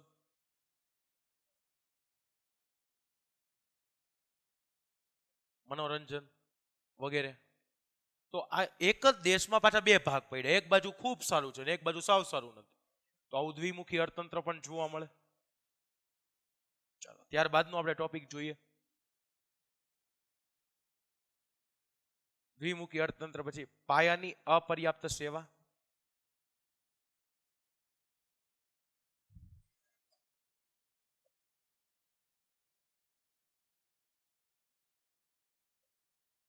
પાયાની અપર્યાપ્ત સેવા એટલે જે જીવન જીવવા માટેની વસ્તુની જરૂર પડે ને તેની વાત થાય છે. તો હમણાં જ કીધું, વીજળી, અન્ન, વસ્ત્ર, રહેઠાણ, આરોગ્ય, શિક્ષણ વગેરે પ્રાપ્ત ન થાય તો આ તેમાં આવશે. ચાલો એના પછીનો છેલ્લા નંબરનો મુદ્દો આપણે જોઈ લઈએ. છેલ્લા નંબરનો મુદ્દો સૌથી મોસ્ટ ટાઈમ એ સમજવાનો છે. આંતરરાષ્ટ્રીય વેપારનું સ્વરૂપ. બે ભાગની અંદર આ ટોપિકને આપણે વેચી દઈએ. એક બાજુ આયાત. આયાતનો મતલબ થાય ખર્ચ, પૈસા આપણે આપવા પડે. આયાત એટલે બહારના દેશમાંથી વસ્તુ મગાવીએ અને આયાત કહીએ તો એના પૈસા આપવા પડે ને.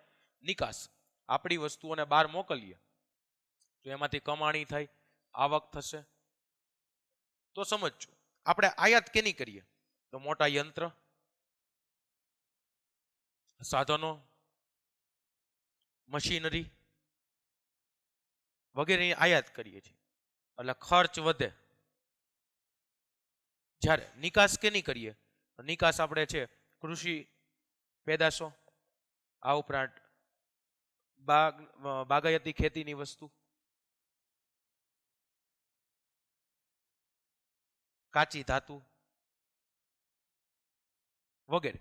તો આના ભાવ ઓછા જ મળવાના છે, આના ભાવ ઓછા મળે છે, જેથી આવક કેવી મળે છે? ઓછી આવક મળે છે. તો આપણે સૌ જાણીએ છીએ કે આવક ઓછી જેવી થાય, ખર્ચ કરતા આવક ઓછી છે મીન્સ ખર્ચો વધારે છે, તો આપોઆપ વિદેશી દેવું વધે. આપણે બહારથી વધુ વસ્તુ મગાવીએ અને આપણે ઓછી મોકલીએ, એનો મતલબ એવો જ થયો ખર્ચો વધી ગયો, આવક ઓછી થઈ ગઈ, વિદેશી દેવું વધ્યું. તો આ બધા લક્ષણો છે ને એ વિકાસશીલ અર્થતંત્રના લક્ષણો છે. કુલ 9 લક્ષણો છે. નીચી માથાદીઠ આવક, વસ્તી, કૃષિ ક્ષેત્ર પર અવલંબન, આવક અને સંપત્તિની અસમાન વહેંચણી, ગરીબી, બેરોજગારી, પાયાની અપર્યાપ્ત સેવાઓ, દ્વિમુખી અર્થતંત્ર અને આંતરરાષ્ટ્રીય વેપારનું સ્વરૂપ. આ બધી એની લક્ષણો છે જે $735 કરતા ઓછી આવક ધરાવતા હોય તેવા અર્થતંત્રના. તો ભારત વિકાસશીલ અર્થતંત્ર છે, ભારતને 9 લક્ષણો લાગુ પડે. તમે સમજી ગયા છો. ચાલો હવે આપણે આગળ જોઈએ. બેઝિક ઇકોનોમિક્સ થી જ શરૂઆત કરી છે. હવે તમને ઇન્ટરેસ્ટ ધીમે ધીમે જાગશે. આ સવાલ પછી પાકું જાગશે. ચાલો, અર્થતંત્રની અંદર પ્રવૃત્તિ થતી હોય તો પ્રવૃત્તિના કેટલા ભાગ પડી શકે? બાળકો, પ્રવૃત્તિના 2 ભાગ પડશે. એ નંબરે આર્થિક પ્રવૃત્તિ, એ નંબરે આપણે આર્થિક પ્રવૃત્તિ આપી દઈએ અને બી નંબરે આપણે બિન આર્થિક પ્રવૃત્તિ આપીએ.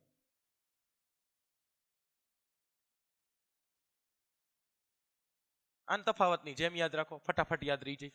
હવે વ્યાખ્યા શું કહે છે? વ્યાખ્યા એવું કહે છે, ખર્ચ કે આવક મેળવવાના હેતુથી, ખર્ચ કરવાના કે આવક મેળવવાના હેતુથી થતી પ્રવૃત્તિ હોય અને આર્થિક પ્રવૃત્તિ કહેવાય. જેમ કે શિક્ષક, ખેડૂત, વકીલ વગેરે. ઉલટું, જે પ્રવૃત્તિનો જે પ્રવૃત્તિનો ઉદ્દેશ આવક મેળવવાનો કે ખર્ચ કરવાનો, આવક મેળવવાનો કે ખર્ચ કરવાનો હોતો નથી, તેને બિન આર્થિક પ્રવૃત્તિ કહેવાય છે. જેમ કે માતા બાળકનો ઉછેર કરે,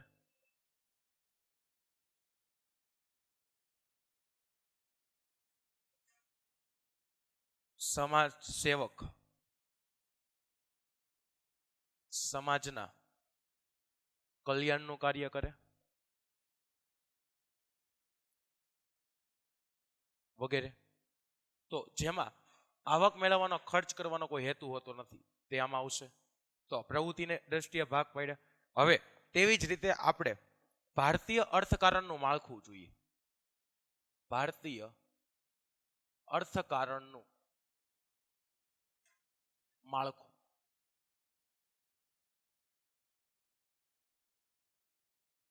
હવે ઇકોનોમિક્સ ભણીએ છીએ, આર્થિક વિકાસ ભણતા હોય તેમાં આર્થિક પ્રવૃત્તિઓ જ બધી આવે, બિન આર્થિકને તો સમજવાની નથી. તો સવારથી સાંજ સુધી અસંખ્ય આર્થિક પ્રવૃત્તિ થાય અને અસંખ્ય આર્થિક પ્રવૃત્તિ છે ને તેને 3 ભાગમાં વહેંચવામાં આવી છે. 3 ક્ષેત્ર પાડી દીધા. આપણે 3 ક્ષેત્રો પાડી દી. સૌથી પહેલા નંબરનું ક્ષેત્ર પૂછે બાળકો તો લખો પ્રાથમિક ક્ષેત્ર, જેને બીજા નામથી કૃષિ ક્ષેત્ર કહેવાય. બીજા નંબરે આવશે માધ્યમિક ક્ષેત્ર, જેને આપણે ઉદ્યોગ ક્ષેત્ર કહીએ છીએ. અને ત્રીજા નંબરે આવશે સેવા ક્ષેત્ર. હવે આ શું છે એના વિશે આપણે માહિતી મેળવી લઈએ. હવે જ્યારે તમને પ્રાથમિક ક્ષેત્રની વાત કહી ત્યારે આપણે પ્રાથમિક ક્ષેત્રમાં શું કરશું? કૃષિ અને કૃષિને સંલગ્ન બધી પ્રવૃત્તિ, કૃષિને સંલગ્ન બધી પ્રવૃત્તિ.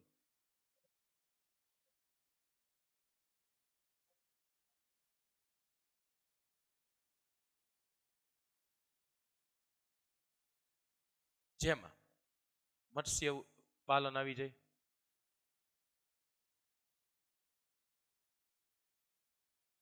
મરઘા બતકા ઉછેર આવી જાય, પછી આપણે આની અંદર વધારે જંગલો, પશુપાલન, કાચી ધાતુનું ખોદકામ વગેરે આવી શકે. માધ્યમિક ક્ષેત્રમાં ટાચણીથી લઈને મોટા યંત્રો સુધી નું ઉત્પાદન આમાં આવી જશે. ચાલો, ટાંકણીથી લઈને મોટા યંત્રો સુધીનું ઉત્પાદન. જ્યારે સેવા ક્ષેત્રમાં બેન્કિંગ, વીમો, વાહન વ્યવહાર, મનોરંજન વગેરે. સેવા ક્ષેત્રનો મતલબ જ છે કોઈ વસ્તુ ન મળતી હોય, સામી સેવા મળતી હોય. મનોરંજન છે, વાહન વ્યવહાર છે, બેન્કિંગ, વીમો વગેરે છે આમાં આવશે. ચાલો, તો આપણે આવી રીતે 3 ભાગ પાડ્યા. પ્રવૃત્તિની દ્રષ્ટિએ 2 પ્રવૃત્તિના ભાગ પડે, આર્થિક પ્રવૃત્તિ, બિન આર્થિક પ્રવૃત્તિ. પણ ક્ષેત્રોના ભાગ પાડવાના કહીએ તો પ્રાથમિક ક્ષેત્ર, માધ્યમિક ક્ષેત્ર, સેવા ક્ષેત્ર છે. ચાલો, આનો તમે સ્ક્રીનશોટ પાડી શકો છો. ચાલો, ત્યારબાદ આપણે કેટલી વિગતો જોઈએ. પહેલા આર્થિક વિકાસ સમજ્યા, પછી આર્થિક વિકાસના આર્થિક વૃદ્ધિનો તફાવત જોયો. ત્યારબાદ આપણે આર્થિક વિકાસના લક્ષણો જોયા, પ્રવૃત્તિના 2 ભાગ પાડ્યા. આર્થિક વિકાસના લક્ષણો એટલે નીચી માથાદીઠ આવક ધરાવતા દેશોના લક્ષણો આર્થિક વિકાસની અંદર ઇન્ક્લુડ છે, એટલે હું એમ બોલું છું. ત્યારબાદ પ્રવૃત્તિના 2 ભાગ પાડ્યા, પછી ભારતીય અર્થકારણનું માળખું પાડ્યું. હવે એના પછી પણ પરીક્ષાનો સૌથી મોસ્ટ ટાઈમ પ્રશ્ન, આ જેટલા વર્ષો સુધી ઇકોનોમિક્સ ભણશો તેની અંદર આ પ્રશ્ન આવે ને આવે. ઉત્પાદનના સાધનો. આ પ્રશ્ન ખાસ જ્યાં સુધી ઇકોનોમિક્સ ભણશો ત્યાં સુધી આવશે. તો ઉત્પાદન કાર્ય કરવું હોય તો ઉત્પાદનના આપણે સાધનો સમજવા પડે. જ્યારે પણ તમને પરીક્ષામાં પ્રશ્ન પૂછે ઉત્પાદનના સાધનો કેટલા છે બાળકો? ઉત્પાદનના 4 સાધનો છે. મિત્રો, કેટલા સાધનો છે? 4. પહેલા નંબર આવશે જમીન, બીજા નંબરે આવે મૂડી, ત્રીજા નંબરે આવે શ્રમ, અને ચોથા નંબરે આવે નિયોજન. પણ મને એક વસ્તુ યાદ આવે છે, હું તમને કહી દઉં.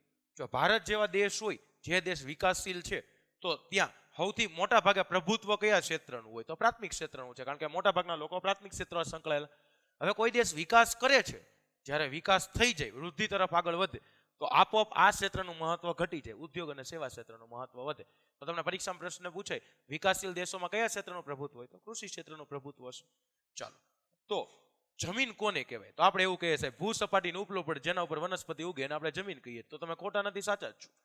તો જમીનની અંદર છે તમામ નદી, પછી સરોવર, જંગલ, પર્વતો, બધાનો સમાવેશ થઈ જાય. ટૂંકમાં ઉત્પાદનનું કોઈ કુદરતી સાધન હોય, ઉત્પાદનનું કુદરતી સાધન પૂછે તો જમીન આવશે. મૂડી, યંત્ર, ઓજાર, મશીનરી વગેરેને મૂડી કહીએ ને. નાણું નહીં હો, મૂડી. મૂડીને આપણે કેપિટલ કહીએ. ઘણા કે અમારી મરણ મૂડી છે. હું એવું કહી શકું કે આ છે બોર્ડ છે એ અમારી મૂડી છે, કેપિટલ છે, એવું કહી શકીએ. શ્રમ તો ભૌતિક વળતરની અપેક્ષા, ભૌતિક વળતરની અપેક્ષા, શારીરિક અથવા માનસિક કાર્ય. ભૌતિક વળતરની અપેક્ષા શારીરિક અથવા માનસિક કાર્ય, જેને આપણે શ્રમ કહીએ છીએ. જેમાં શિક્ષક છે, ડોક્ટર છે, વકીલ છે, બધા વ્યક્તિ શ્રમ કરે છે. પણ શ્રમમાં બે ભાગ પડે, શારીરિક શ્રમ અને માનસિક શ્રમ. આ બે ભાગ પડશે, ખાસ યાદ રાખવાનું. પણ ભૌતિક વળતરની અપેક્ષા કરે છે, કંઈક મેળવવાની અપેક્ષા કરે છે. નિયોજન, તો નિયોજન કોને કહે? નિયોજનનો મતલબ એવું કહી શકાય પ્લાનિંગ, આયોજન, એવું કહી શકાય. તો જમીન, મૂડી અને શ્રમ, ત્રણેય વસ્તુ, ત્રણ આપણે ઉત્પાદનના સાધન જોયા હતા. તો જમીન, મૂડી અને શ્રમ, આ ત્રણેય વસ્તુને ઉત્પાદન પ્રક્રિયામાં જોડે. ઉત્પાદન પ્રક્રિયામાં જોડનાર, ઉત્પાદન પ્રક્રિયામાં જોડનાર વ્યક્તિ કોણ એવું પૂછે. જો ઉત્પાદન પ્રક્રિયામાં જોડનાર વ્યક્તિ કોણ તો બાળકો એને નિયોજક કહેવાય. નિયોજક, જે જમીન, મૂડી, શ્રમ એ ત્રણેયને ભેગું કરીને ઉત્પાદન પ્રક્રિયામાં જોડે છે એને નિયોજક કહેવાય. પણ નિયોજક કેનું કાર્ય કરે? નિયોજકનું કાર્ય શું? જો નિયોજકનું કાર્ય પૂછે તો નિયોજક પાછું નિયોજનનું કાર્ય કરે.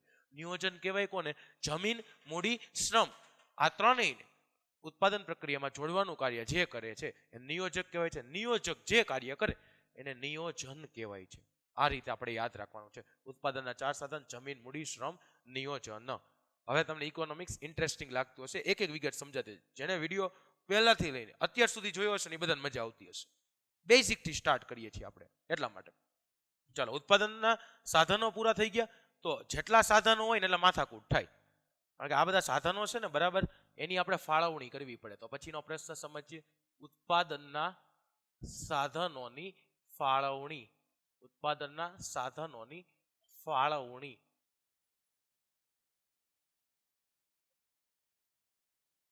ફાળવણી શું કરવી પડે સાહેબ? આપણી પાસે ચારે ચાર સાધન છે તે, પણ બાળકો એનું કારણ શું છે ખબર છે? પહેલા નંબરનું કારણ લખી દઉં, અમર્યાદિત જરૂરિયાત. માણસની જરૂરિયાત, માણસની જરૂરિયાત એ બાળકો આપણે સૌ જાણીએ છીએ અમર્યાદિત છે. અને કેટલીક જરૂરિયાતો છે ને, કેટલીક જરૂરિયાતો તેને આપણે વારંવાર સંતોષવી પડે. જેમ કે ખોરાક, પાણી વારા ઘડીએ જરૂર પડવાની જ છે, તેમાં આપણે કઈ ના ન પાડી શકીએ. અમુક જરૂરિયાતો વારંવાર ઉદ્ભવે છે. જ્યારે અમુક જરૂરિયાતો છે ને ટેકનોલોજીના આધારે ઉદ્ભવે છે. ટેકનોલોજી અને શોધખોળ બાદ ઉદ્ભવે. તો તેને પણ પૂર્ણ કરવી પડે. કઈ રીતે? જેમ કે ટેકનોલોજી, મોબાઈલ આવ્યો, પહેલા આપણે મોબાઈલ છે એની અંદર ગેમ ઇન્સ્ટોલ કરતા, રમતા. હવે ઇન્ટરનેટ સાધન બની ગયું, સોશિયલ મીડિયા વગર ચાલતું નથી. તો મોબાઈલની અંદર ઇન્ટરનેટ. સાહેબ ઇન્ટરનેટ આવવાથી પૂરું નહીં, સ્પીડ જોઈએ છીએ. સ્પીડ આવી ગઈ તો હવે અનલિમિટેડ જોઈએ છીએ. તો એક જરૂરિયાતમાંથી બીજી જરૂરિયાત ઉદ્ભવી અને વારંવાર પાછી ઘણી જરૂરિયાતોને સંતોષવી પડે છે. તો પહેલા નંબરે સાધનોની ફાળવણી એટલે કરવી પડે. અમર્યાદિત જરૂરિયાત છે. અમર્યાદિત જરૂરિયાત છે ને એ તો પ્રશ્ન છે જ તે. મૂળ પ્રશ્ન એ છે અમર્યાદિત જરૂરિયાતની સામે છે ને પાછા સાધનો મર્યાદિત છે. લ્યો, તો સાધનો પાછા મર્યાદિત છે. હવે જરૂરિયાત અમર્યાદિત, સાધનો મર્યાદિત. જ્યારે બાળકો સાધનો મર્યાદિત હોય તો સાધનોનો કરકસરપૂર્વક ઉપયોગ કરવો પડે. કરકસરપૂર્વક ઉપયોગ કરવો પડે. જરૂરી હોય ને ત્યાં જ સાધનોનો ઉપયોગ કરવો જોઈએ. કારણ કે સાધનો મર્યાદિત છે તો અમર્યાદિત જરૂરિયાતની સામે સાધનો મર્યાદિત છે એટલે એની ફાળવણી કરવી પડે છે. ચાલો ત્રીજા નંબરનો મુદ્દો આપણે જોઈએ. ત્રીજા નંબરનો મુદ્દો શું કહે છે? જરૂરિયાતનો અગત્યાનુક્રમ. જરૂરિયાતોનો અગત્યાનુક્રમ. તો ઘણા કહે સાહેબ અમારી ચોપડીમાં તો આ બીજું આપ્યું છે, તમે ત્રીજું કેમ લખ્યું? આ આવડે ને બે તો જ આ સમજાય.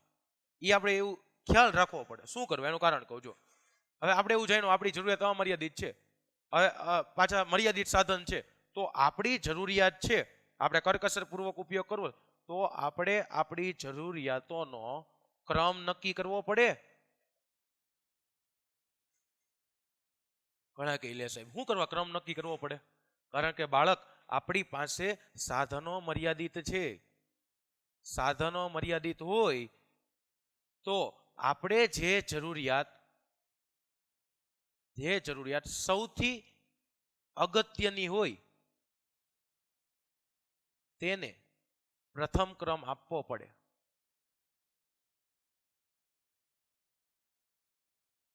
તો તે જરૂરિયાત પૂરી થઈ શકે, તો જ જરૂરિયાત ક્રમાનુસાર પૂર્ણ થાય.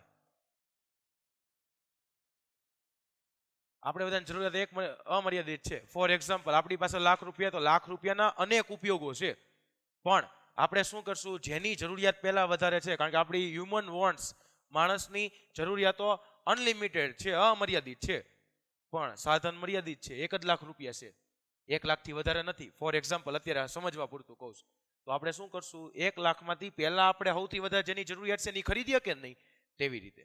હવે ચોથા નંબરનું, આ તો સૌથી અઘરું, તમને પરીક્ષામાં પ્રશ્ન પૂછે, ઉત્પાદનના સાધનો વૈકલ્પિક ઉપયોગ ધરાવે છે. ઉત્પાદનના સાધનો વૈકલ્પિક ઉપયોગ ધરાવે છે, સમજાવો. ઉત્પાદનના સાધનો વૈકલ્પિક ઉપયોગો ધરાવે છે, સમજાવો. આ વૈકલ્પિક ઉપયોગો ધરાવે તે શું કહેવાય? ફોર એક્ઝામ્પલ આપણે પહેલા છે ને સમજી લઈએ શું કહેવા માંગે છે. એક તો સાધનો મર્યાદિત છે, અને મર્યાદિત સાધનોની સામે સાધનો મર્યાદિત છે પરંતુ સાથે વૈકલ્પિક ઉપયોગ ધરાવે છે. સાથે વૈકલ્પિક ઉપયોગ ધરાવે છે. કઈ રીતે? અહીંયા આપણે એક્ઝામ્પલ લઈ લઈએ, પછી હું તમને એ વાક્ય સમજાવું. માની લ્યો એક જમીનના ટુકડામાં ઘઉંનું વાવેતર કરવામાં આવે તો ચોખાનો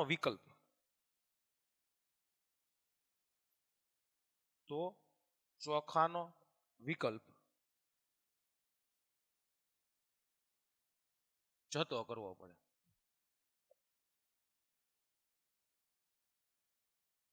શું કરવા? ઘઉંથી વધારે આવક થતી, તમે 1 મણ ઘઉં ઉગાડો એક જમીનમાં, 1 મણ ચોખા ઉગાડો. ફોર એક્ઝામ્પલ સમજવા પૂરતું કહું છું. તો 1 મણ ઘઉંથી તમને 10,000 રૂપિયા મળે છે, ફોર એક્ઝામ્પલ, અને 1 મણ ચોખાથી તમને 20,000 રૂપિયા મળે છે. તો તમે ચોખા જ ઉગાડવાના છે, ચોખ્ખી વસ્તુ છે. તો તમને અહીંયા ઘઉંથી 20,000 રૂપિયા મળતા હોય, ચોખાથી 10,000 રૂપિયા મળતા હોય, તો તમે બાકીના 10,000 મેળવવા માટે, 20ની સામે 10નો ફાયદો છે, તો 10,000 મેળવવા માટે ચોખાનો વિકલ્પ જતો કર્યો. બે એક સાથે નથી ઉગાડી શકતા. તમે એક વિકલ્પને મેળવવા માટે, શ્રેષ્ઠ વિકલ્પને પસંદ કરવા માટે બીજો વિકલ્પ જતો કર્યો. તો હવે આ તમને વાક્ય સમજાય. શ્રેષ્ઠ વિકલ્પ પસંદ કરવો પડે છે. શ્રેષ્ઠ વિકલ્પ પસંદ કરવો પડે છે અને અન્ય વિકલ્પ જતા કરવા પડે છે. અન્ય વિકલ્પ જતા કરવા પડે છે. લ્યો આ વિગત બની ગઈ. તો આ સાથે આપણે પહેલા આ જેટલી પદ્ધતિઓ આવતી હતી ત્યાં સુધીનું બધું પૂરું કરી દીધું, અને 1 to 1 લાઇનસર મેં તમને આખું સમજાવ્યું છે. બસ આપણે ચેપ્ટર વાઇઝ જોશું તે આખું. તમે પોતે સાચી રીતે વિચારજો. આવું ઇકોનોમિક્સ તમને લાઇન ટુ લાઇન સમજાવવું બહુ અઘરી વસ્તુ છે. જે હું કાર્ય કરી રહ્યો છું. બીજે તમે જોશો તો પીપીટીમાં હોય, બધા લોકો જોઈને લખી નાખે. પણ આ એક તર્કપૂર્વક સમજવાની બાબત છે, ગોખે પાકું ન થાય. જો તમે નોટ્સ બનાવો, યાદ રાખો, તમને તરત આવડી જ જાય. આટલું બધું અઘરું નથી. તો આપણે અહીંયા સુધીનું જોયું. પહેલા જેને સ્ક્રીનશોટ પાડવો હોય અહીંયા સુધી સ્ક્રીનશોટ પાડી શકો છો. ચાલો, ત્યારબાદ હવે આપણે ચેપ્ટરની પૂર્ણાહુતિ તરફ જઈએ. પહેલા મેં બધી વિગતો લખાઈ દીધી. આ વિગતોની નોટ્સ બનાવો, પૂરામાં પૂરા માર્ક આવે. નોટ્સ જ બનાવવાની છે, વાંચવાનું છે, રિવાઇઝ કરવાનું છે. આનથી હેલું ક્યાંય નહીં મળે, આપણી ગેરંટી છે. ચાલો, હવે આમાં આપણે શું કહીએ છીએ કે ઉત્પાદનના સાધનોની પદ્ધતિ આપી છે. ઉત્પાદન ભણ્યા, ઉત્પાદનના સાધનોની પદ્ધતિ. આ પદ્ધતિ તો આખી શોર્ટકટ ટેકનિકથી સોલ્વ થઈ જાય. હોશિયારમાં હોશિયાર વિદ્યાર્થી હોય ને એ ગોખવા બેઠે ને એનાથી પાકું ન થાય. બધું ભેગું થઈ જાય અને આપણે ભેગું થવા જ નથી દેવું. શિવમ સર પાસે ઇકોનોમિક્સ ભણવાની સ્ટાઇલ એ જ છે કે અહીંયા કોઈ કન્ફ્યુઝન ન હોય, અહીંયા સોલ્યુશન જ હોય. કારણ કે શિવમ સર એક જ વાતમાં માને છે, સોશિયલ સાયન્સ એ બોરિંગ સબ્જેક્ટ નહીં, સ્કોરિંગ સબ્જેક્ટ છે. સોશિયલ બોરિંગ નથી, સ્કોરિંગ છે. ધ્યાન આપજો કઈ રીતે. ફોર એક્ઝામ્પલ, અહીંયા હું લખું છું બજાર પદ્ધતિ. અહીંયા મેં પદ્ધતિ લખી બજાર પદ્ધતિ. ચાલો, સેકન્ડ નંબરે હું જે પદ્ધતિ લખું છું એ પદ્ધતિનું નામ છે સમાજવાદી પદ્ધતિ. અને ત્રીજા નંબરે લખું છું મિશ્ર અર્થતંત્ર. હવે આનો મતલબ શું થયો ખબર છે? બજારવાદી પદ્ધતિ એટલે સંપૂર્ણ સ્વતંત્ર રીતે કામ કરશે, સ્વતંત્ર રીતે કાર્ય કરે અને સરકારનો અંકુશ નહીં. સરકારનો અંકુશ નહીં અને મુક્ત રીતે કામ કરે છે. સમાજવાદી પદ્ધતિમાં શું છે? સંપૂર્ણ રીતે સરકારનો અંકુશ.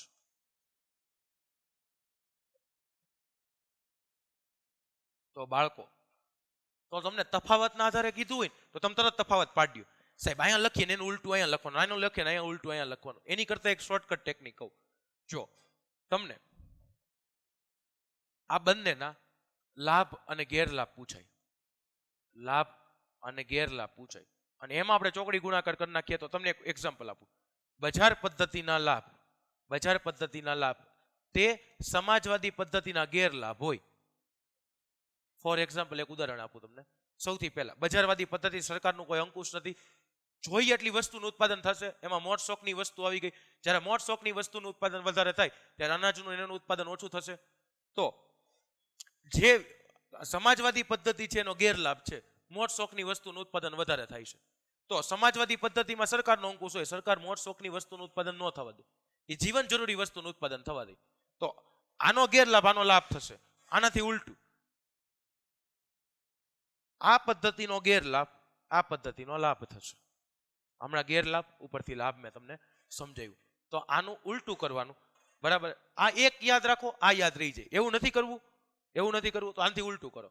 આના લાભ આના ગેરલાભ બનશે, આના ગેરલાભ આના લાભ બનશે. ટેકનિક ઈ જ છે. ઈ પણ હું તમને કહી દઉં. લ્યો, સૌથી પહેલા હવે આ પદ્ધતિના લાભ આના ગેરલાભ થશે. આમાં થાય તો બહુ કન્ફ્યુઝ થઈ જાય, એટલે આ રીતે જ યાદ રાખવાનું. અને બીજા નંબરે આ પદ્ધતિના ગેરલાભ આ પદ્ધતિના લાભ થશે. તો આ રીતે યાદ રાખશું. હજી એનાથી હેલું કરી દઉં. આ બે પદ્ધતિ થઈ ગઈ, બજાર પદ્ધતિ, સમાજવાદી પદ્ધતિ. હવે આનું નામ જ છે મિશ્ર અર્થતંત્ર. મિશ્રનો મતલબ શું થાય? મિક્સ, મિશ્રણ હશે. કોનું મિશ્રણ હોય? બીજી કોઈ નવી પદ્ધતિ તો આવી નથી, બે જ પદ્ધતિ છે, બજાર પદ્ધતિ, સમાજવાદી પદ્ધતિ. તો આમાં તો હાવ હેલું થઈ ગયું. ભાગલા પાડો, રાજ કરો, બેન ભેગું કરી દો અને લખો સમાજવાદી પદ્ધતિ. સૂત્ર જ બનાવી નાખો ને બાળકો, ફટાફટ પૂરું થાય. સમાજવાદી પદ્ધતિ વત્તા બજાર પદ્ધતિ, આ બેયનું જ્યાં સહ અસ્તિત્વ હોય, બસ એવી પદ્ધતિ. એ પદ્ધતિને આપણે નામ આપી દઈએ મિશ્ર અર્થતંત્ર. તો બાળકો, આપણે રમતમાં મોજ મસ્તીથી આ ચેપ્ટર અહીંયા કમ્પ્લીટ કરી દીધું. બેઝિક ઇકોનોમિક્સ સાથે તમારું આ ચેપ્ટર કમ્પ્લીટ થઈ ગયું. અહીંયા તમને રિયલાઇઝ પણ નહીં થયું હોય. જેટલા લોકો ભણે છે એ લોકોને આઈડિયા પણ નહીં આવ્યો. ખાલી નોટ્સ બનાવતા જાઓ પહેલાથી લઈને વિડીયોને સંપૂર્ણ સુધી. જો તમે ધ્યાનથી જોયો હોય ને આખે આખો આવડી જાય. હજી આપણે ચેપ્ટરની શરૂઆત જ નથી કરી, પીપીટી અનુસાર નથી ભણ્યા. આ તો મેં તમને મારી રીતે બધા કીવર્ડ્સથી યાદ રખાઈ દીધું. પહેલા આનો એક સ્ક્રીનશોટ પાડી લ્યો ફટાફટ.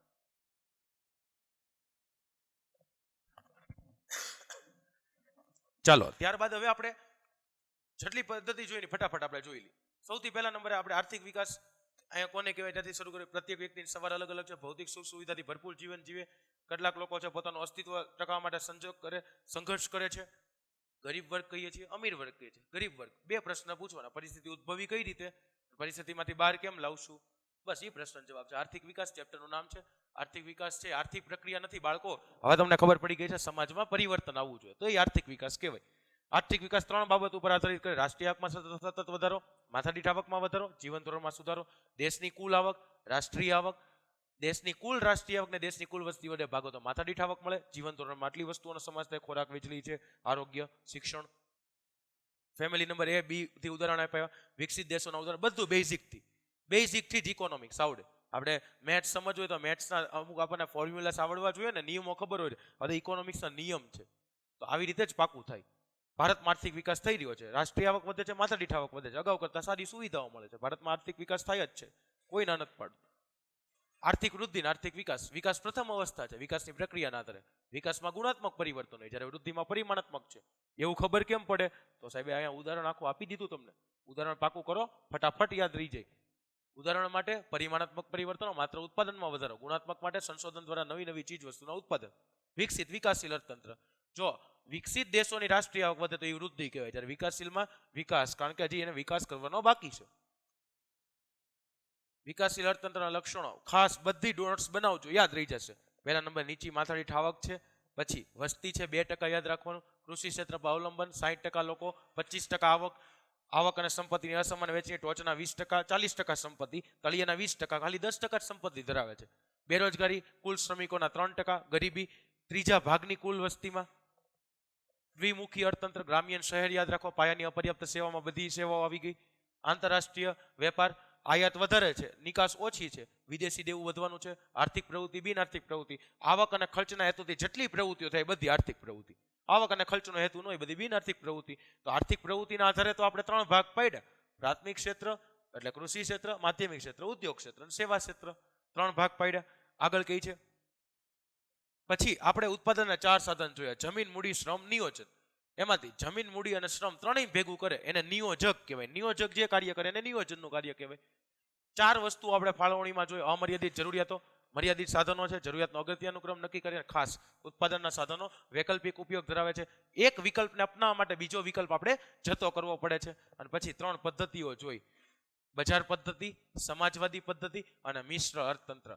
બસ આવી રીતે હવે આપણે ચેપ્ટર ભણીએ. જો જે લોકોએ નોટ્સ બનાવી છે, મગજમાં યાદ રાખ્યું છે, હવે એના ચેપ્ટર છે આખું ક્લિયર થતું જશે. ચેપ્ટરનું નામ બાય ધ વે આપણે પહેલાથી શરૂઆત કરી ત્યારે જ મેં તમને કીધું ચેપ્ટરનું નામ છે આર્થિક વિકાસ. સંપૂર્ણ માર્ગદર્શક આપણે ફટાફટ રિવિઝન કર્યું. ચાલો હવે આપણે જોઈએ આર્થિક વિકાસ ચેપ્ટરની શરૂઆત કરીએ. તો સૌથી પહેલા આર્થિક વિકાસ એટલે શું? અહીંયા બધી શોર્ટકટ હશે. શોર્ટકટ ને કીવર્ડ્સ બધા અહીંયા નોટ્સ બનાવી હોય આગળ લખાવી બધું લખતું જવાનું. દેશની રાષ્ટ્રીય આવકમાં થતો સતત વધારો થાય તે. બીજા નંબર દેશની માથાદીઠ આવકમાં વધારો થવો. દેશની કુલ રાષ્ટ્રીય આવક ને દેશની કુલ વસ્તી વડે ભાગો એટલે માથાદીઠ આવક મળશે. લોકોના જીવન ધોરણમાં થતો સુધારો, અનાજ, કપડાં, શિક્ષણ, આરોગ્ય, વાહન વ્યવહાર, રહેઠાણની સુવિધા એમાં વધારો થશે. ભારતની રાષ્ટ્રીય આવક જીડીપી, આ ખાલી જાણવા માટે છે, જનરલ નોલેજ માટે છે. આમાંથી કોઈ પ્રશ્ન પૂછવાનો નથી. પાઇપું છે એટલે તમને કહી દે. ભારતની રાષ્ટ્રીય આવક જીડીપી 2011-12 બરાબર 15-16 ભાવ હોય 87,36,039 કરોડ રૂપિયા હતી. જે વધીને 2015-16 કેટલી થઈ ગઈ? 1,35,67,192 કરોડ. એટલે 1 કરોડ જેટલી થઈ ગઈ એવું માનો ને. બાકીનું કાઢ નાખો તો આ એક જનરલ નોલેજ માટે છે. ચાલો પછી આપણે તફાવત જોયો તો આ તફાવત તમને યાદ આવે. વિકાસની પ્રક્રિયાના આધારે વૃદ્ધિ પરિમાણાત્મક છે, કારણ કે પહેલા વિકાસ થાય, વિકાસ પછીની અવસ્થા વૃદ્ધિ કહેવાય. જ્યારે ગુણાત્મક છે, પ્રથમ અવસ્થા છે. ખ્યાલ આવતો હશે. બીજા નંબર અર્થતંત્રમાં થતા પરિવર્તનના આધારે યાદ આવ્યું તો આ પરિમાણાત્મક પરિવર્તન છે. દેશમાં ખેડાણ લાયક જમીન વધી તો ઉત્પાદન વધ્યું. તો ખાલી ઉત્પાદન જ વધ્યું, કારણ કે કોઈ જમીન માટે આપણે ક્યાં કઈ સંશોધન જ કર્યું પડી હતી, એમાં માટે આપણે ઉત્પાદન વધ્યું. તો પણ જ્યારે નવા સંશોધનના આધારે ઉત્પાદનમાં વધારો થયો, ખેતીમાં નવા બિયારણ શોધ થઈ, તો પાછું ગુણાત્મક છે. બસ આવી રીતે યાદ રહેવું જોઈએ. આગળ કહે છે વિકસિત અને વિકાસશીલ દેશોના સંદર્ભમાં. તો વિકસિત દેશોની રાષ્ટ્રીય આવક વધે બરાબર, તો એ વૃદ્ધિમાં આવશે. જ્યારે વિકાસશીલ દેશોની રાષ્ટ્રીય આવક વધે તો એ આર્થિક વિકાસ છે. પછી હવે આપણે વિકાસશીલ અર્થતંત્રનો પરિચય અને લક્ષણો. વિશ્વ બેંકે 2004માં વિશ્વ વિકાસ અહેવાલમાં એવું કીધું હતું કે જે દેશ છે તેની માથાદીઠ આવક $735 કરતા ઓછી હોય તે વિકાસશીલ કહેવાય, અને જેનાથી વધારે હોય તે વિકસિત કહેવાય. તો એવી રીતે યાદ રાખશું. $735 કરતા ઓછી હોય તે વિકાસશીલમાં આવશે. શિવમ સરની શોર્ટકટ ટેકનિક કઈ છે? 9 લક્ષણો યાદ રાખવાનું. આખું તમને સૂત્ર મેં ફોર્મ્યુલા આપી દીધું, બસ ફોર્મ્યુલાને ફોલો કરો, યાદ રાખતા જાઓ. ની વ કૃ નીચી માથાદીઠ આવક, વ એટલે વસ્તી, કૃષિ ક્ષેત્ર પર અવલંબન, આ એટલે આવકની અસમાનતા વહેંચણી, બેરોજગારી, ગરીબી, દ્વિમુખી અર્થતંત્ર, પાયાની અપર્યાપ્ત સેવા, આંતરરાષ્ટ્રીય વેપાર. શોર્ટકટ ટેકનિકથી. ચાલો નેક્સ્ટ આગળ કઈ છે? હવે વિકાસશીલ અર્થતંત્રના લક્ષણોમાં નીચી માથાદીઠ આવક, રાષ્ટ્રીય આવક નીચી છે. હવે રાષ્ટ્રીય આવક નીચી છે અને આમાં વસ્તી વૃદ્ધિનો દર વધારે છે તો માથાદીઠ આવક નીચી રહેવાની છે. પરિણામે નીચી માથાદીઠ આવકને કારણે જીવન ધોરણ નીચું રહેવાનું છે. બધી વિગતવાર વિગતો સમજી. વસ્તી વૃદ્ધિ, વસ્તી વધારે જોવા મળે છે. વસ્તી છે 2% અથવા એના કરતાં પણ વધારે જોવા મળે છે. કૃષિ ક્ષેત્ર પર અવલંબન, ખેતી છે મુખ્ય આર્થિક પ્રવૃત્તિ છે. 60% લોકો છે એ કૃષિ ક્ષેત્ર સાથે સંકળાયેલા છે, પણ રાષ્ટ્રીય આવકમાં 25% હિસ્સો, 60-25 યાદ રખાયું હતું. ચાલો પછી આવકની અસમાન વહેંચણી. એના માટે આપણે હમણાં જ ભણ્યા હતા, આવક અને ઉત્પાદનના સાધનોની વહેંચણીમાં અસમાનતા છે. ગ્રામીણ અને શહેર બે વિસ્તારમાં હોય. ડેટા શું કહે છે? ટોચના 20% લોકો પાસે દેશની રાષ્ટ્રીય આવકનો 40% હિસ્સો છે, સંપત્તિ 40% ધરાવે છે. જ્યારે તળિયાના 20% ગરીબ લોકો પાસે માત્ર 10% જ હિસ્સો છે. તો આવક અને સંપત્તિનું કેન્દ્રીકરણ થયું. બેરોજગારી, કુલ શ્રમિકોના 3% કરતાં પણ વધારે બેરોજગાર હોય છે. લાંબા ગાળાની બેરોજગારી છે, મોસમી બેરોજગારી, છુપી ઔદ્યોગિક બેરોજગારી વગેરે. ગરીબી, પ્રાથમિક જરૂરિયાતો અનાજ, કપડાં, રહેઠાણ, શિક્ષણ, આરોગ્ય સંતોષી ન શકતા હોય. લોકોનું પ્રમાણ કુલ વસ્તીના 3/4 ભાગ જેટલું હોય છે. ચાલો પછી કઈ છે? દ્વિમુખી અર્થતંત્ર. દ્વિમુખી અર્થતંત્ર કઈ? બે વસ્તુ યાદ રાખશું, શહેર અને ગ્રામ્ય. એક બાજુ ગ્રામ્ય વિસ્તારમાં પછાત ખેતી પદ્ધતિ, જૂની પુરાણી યંત્ર સામગ્રી, રૂઢિચુસ્ત સામાજિક માળખું, એટલે જૂના નિયમો મુજબ ચાલતું હોય, જૂની વિચારસરણી માનતા હોય, અંધશ્રદ્ધા, વહેમા વગેરે. બીજી બાજુ શહેરી ક્ષેત્રમાં આધુનિક ઉદ્યોગો, નવી ઉત્પાદન પદ્ધતિ, વૈભવી જીવનશૈલી હશે. પાયાની અપર્યાપ્ત સેવામાં શિક્ષણ, વાહન વ્યવહાર, સંદેશા વ્યવહાર, વીજળી, આરોગ્ય, બેન્કિંગ વગેરેનો ઓછો વિકાસ જોવા મળે છે. આ જે પાયાની સુવિધાઓ છે એ જ નથી પ્રાપ્ત થતી. આંતરરાષ્ટ્રીય વેપારનું સ્વરૂપ નિકાસ. તો નિકાસ હંમેશા કૃષિ પેદાશો, કાચી ધાતુઓ, એની માંગ ઓછી છે એટલે ભાવ નીચા મળવાના છે, કમાણી ઓછી.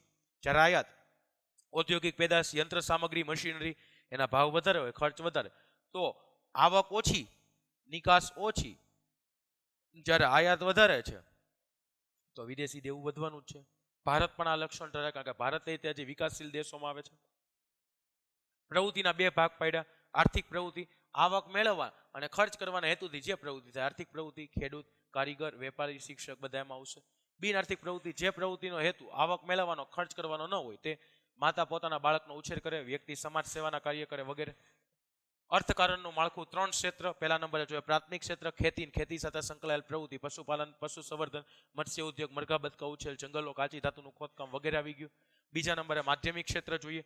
માધ્યમિક ક્ષેત્રમાં નાના અને મોટા પાયાના ઉદ્યોગો, બાંધકામ ઉદ્યોગો, ખાસ કરીને અને ઉદ્યોગ ક્ષેત્ર કહેવાય, ટાંકણીથી લઈને મોટા યંત્રો સુધીનું ઉત્પાદન એની અંદર આવી ગયું છે. ત્રીજા નંબરે સેવા ક્ષેત્ર, વ્યાપાર, સંદેશા વ્યવહાર, હવાઈ, દરિયાઈ માર્ગો, શિક્ષણ, આરોગ્ય, બેન્કિંગ, વીમા કંપની, પ્રવાસ અને મનોરંજન છે વગેરે. જેમ જેમ આર્થિક વિકાસ થાય એમ પ્રાથમિક ક્ષેત્રનું મહત્વ ઘટે, ઉદ્યોગ સેવા ક્ષેત્રનો વ્યાપ વધે. આ પણ મેં તમને વિગતો કીધી હતી. ચાલો પછી આપણે શિવમ સરની શોર્ટકટ ટેકનિક, ઉત્પાદનના 4 સાધનો યાદ રાખો. જમુ, શ્રમી.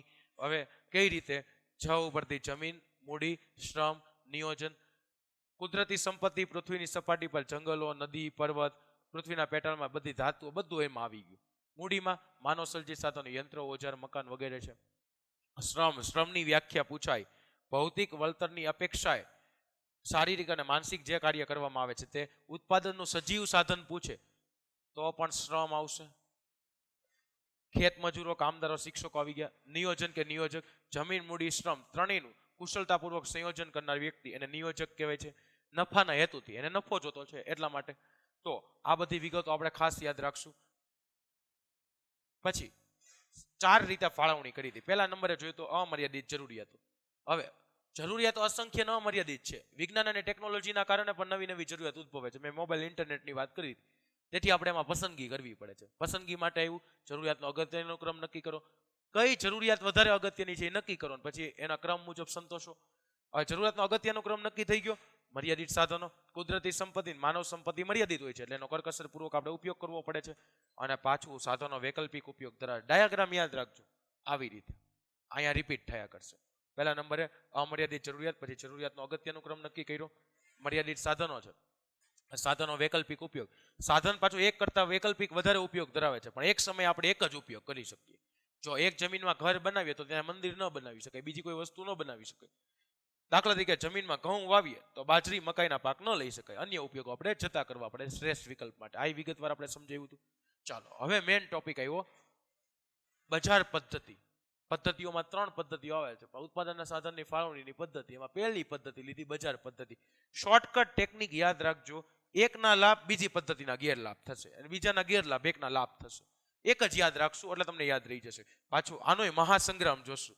મહાસંગ્રામ એટલે ત્રણેયની બરોબર એક સાથે કરી નાખશું. આખું ચેપ્ટરની બધી વિગત એમાં આવી જશે.